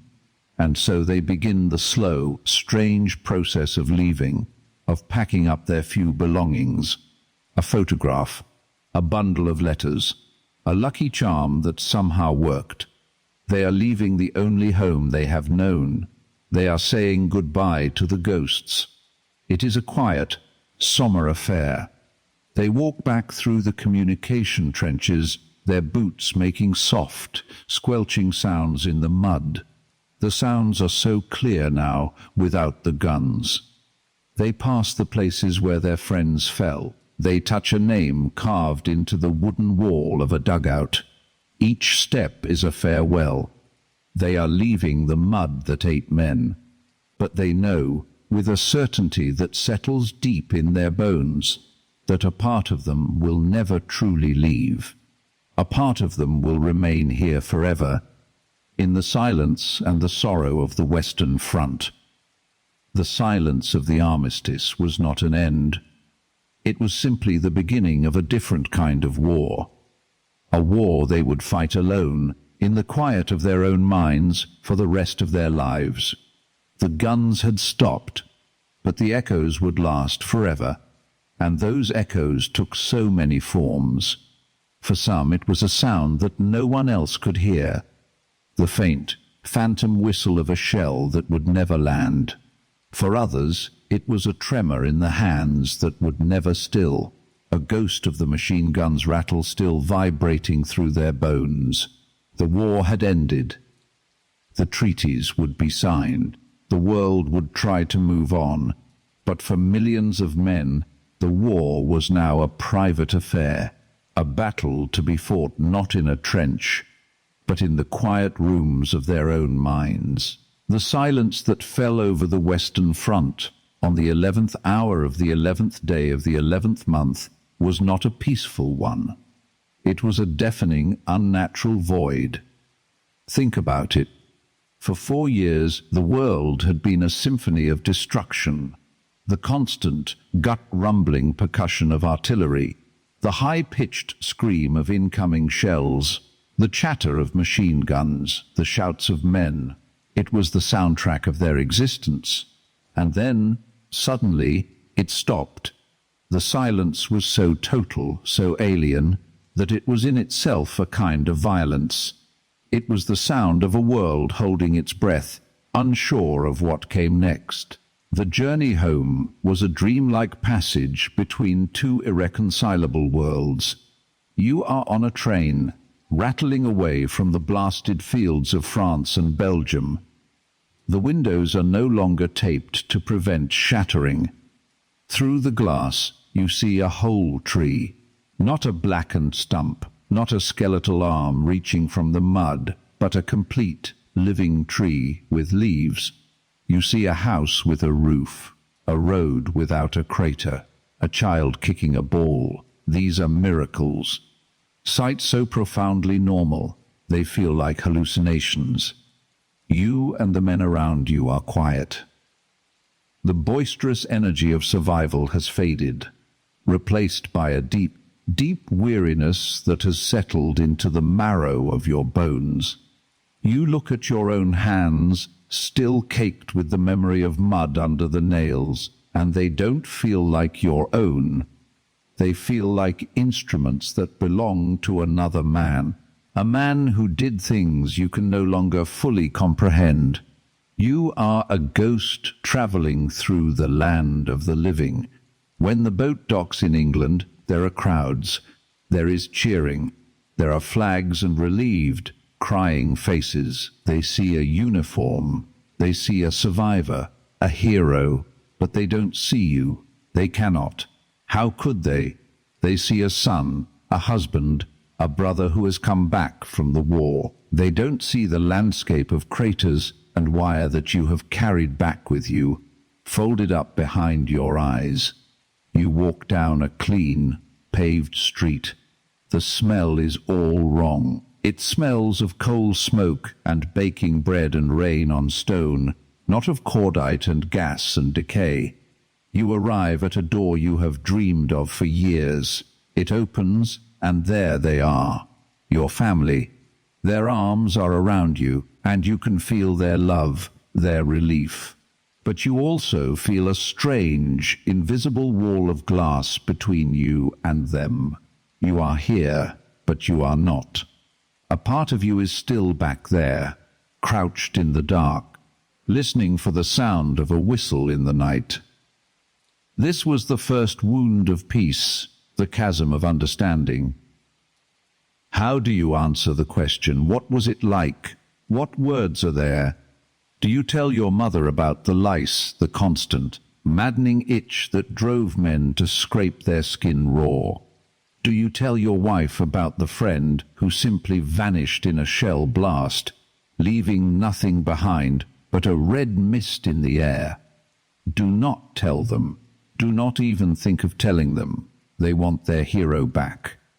They want the boy who left, but that boy is gone. He was buried somewhere in the Somme, or at Passchendaele, with no cross to mark his grave. In his place is a man who has seen the machinery of the world, stripped of all its illusions. And so you learn to perform a version of yourself.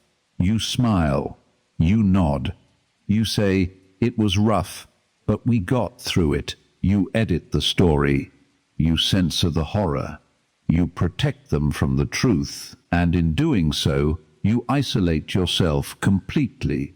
You are an island of memory in a sea of peacetime ignorance. Before we explore the deeper scars these men carried, if you are finding this journey through history a source of comfort or rest, I would be grateful if you would subscribe to The Dark Historian. Every subscription helps to keep these stories alive and ensures the lights in our quiet museum stay on. It costs nothing, and it means the world. Now, let us return to the quiet aftermath and the battles that were just beginning. The doctors had a name for it. At first they were dismissive: hysteria, cowardice, a lack of moral fiber. But as the numbers swelled, as entire wards filled with men who twitched and stammered, who stared blankly at walls or screamed in their sleep, they had to find a new term. They called it shell shock. It was a name that tried to give a physical reason for a wound of the soul. The theory was that the constant concussion of exploding shells had somehow bruised the brain, jarred the nerves, and, in some cases, perhaps that was true. But the reality was so much more complex. Shell shock was not just the fear of death. It was the cumulative weight of 4 years of living in an environment designed to annihilate the human spirit. Imagine the constant, low-level stress, the knowledge that at any second, without warning, you could be erased from existence. Add to that the exhaustion, the cold, the damp that never leaves your bones, the hunger, the sickness, the sight of death as a mundane, daily event, seeing friends, people you shared a joke with 5 minutes earlier, torn apart, seeing the enemy, a boy no older than you, dying in the mud and calling for his mother. This wasn't a single trauma. It was 1,000 traumas, layered one on top of the other, day after day, until the mind's foundations began to crack. The psyche, in an act of self-preservation, would simply break. The symptoms were a catalogue of human suffering. Some men developed uncontrollable tremors, their bodies perpetually reliving the shaking of the earth during a barrage.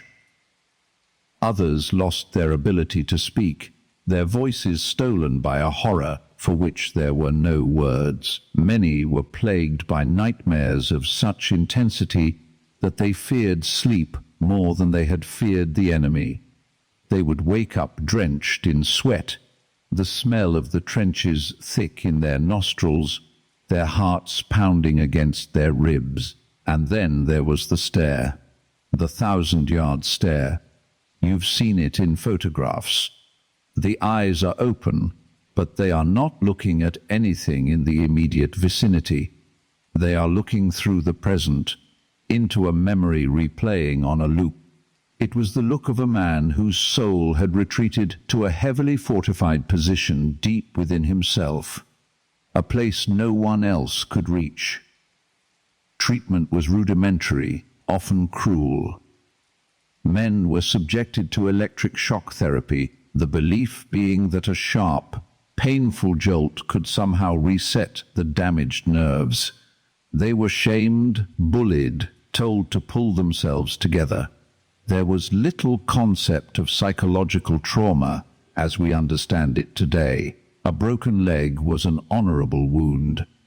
A broken mind was a source of shame, a personal failing. So, countless men suffered in silence. They would sit at the dinner table with their families, present in body but absent in spirit. A slammed door, a car backfiring, a sudden shout, any unexpected noise could send them diving for cover under the table, their bodies reacting instinctively to a threat that was no longer there. They couldn't hold jobs that required concentration or a steady hand. They couldn't form intimate connections, walled off by their experiences. They drank heavily, trying to drown the memories, to quiet the echoes. They became ghosts in their own homes, frightening and confusing the very people they had fought to protect. And this was the fate of the lucky ones who came home physically whole. For hundreds of thousands of others, the trenches had left their mark directly on their bodies. The war had been an industrial-scale creator of amputees. Men returned missing legs, arms, hands. In an age before sophisticated prosthetics, this was often a sentence of lifelong dependency and poverty. They were visible, unavoidable reminders of the war's cost, walking the streets of London, Paris, and Berlin. Then there were the faces. Shrapnel does not cut cleanly. It rips and tears. It shatters bone. Men returned with their faces transformed into masks of scar tissue, with missing jaws, noses, eyes. In London, the surgeon Harold Gillies became a pioneer of plastic surgery, working desperately to rebuild these broken faces, to give these men some semblance of a normal life. Special hospitals were set up, like the Queen's Hospital in Sidcup, where patients were often called the Tin Noses Shop because of the metal prosthetics used to hide their injuries. Benches in nearby parks were painted blue, a gentle warning to the public that the men sitting there might have disfigurements that could be shocking to see. It was a kind, if heartbreaking, gesture. And what of the gas? The men who had breathed in mustard or chlorine gas often returned with their lungs scarred and burned. They were condemned to a life of breathlessness, of painful, racking coughs. Every winter was a battle against bronchitis and pneumonia. They were old men in their 20s and 30s, their vitality stolen by a foul, yellow cloud. The world they returned to was not the world they had left.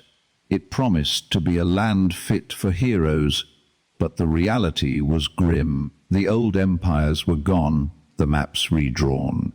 Economies were shattered. The pre-war optimism, the belief in progress, and the inherent goodness of civilization had been utterly destroyed in the mud of Flanders. A new, harder-edged cynicism had taken its place. The men who had fought found that the skills they had learned, how to fix a machine gun, how to dig a trench, how to survive a bombardment, were useless in this new world. They came home to find unemployment, social unrest, and a society that seemed to be in a frantic hurry to forget the very war they could not escape.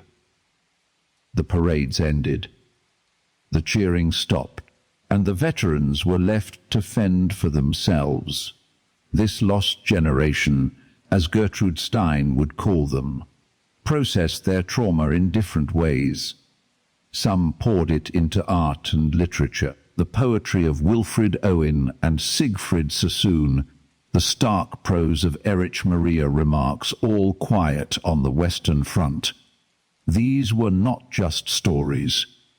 They were attempts to exorcise the ghosts, to make the civilian world understand a fraction of what they had endured.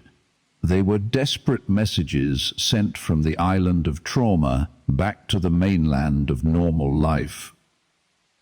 But for most, there was no artistic outlet. There was only the quiet struggle of daily life. The effort to be a good husband, a good father, when your nights were filled with terror. The struggle to hold a plough or a pen with hands that shook. The struggle to find joy in a world that seemed grey and muted compared to the brutal, vivid intensity of the front. The trench had dug itself deep into the 20th century. It created a permanent scar on the collective psyche of the West.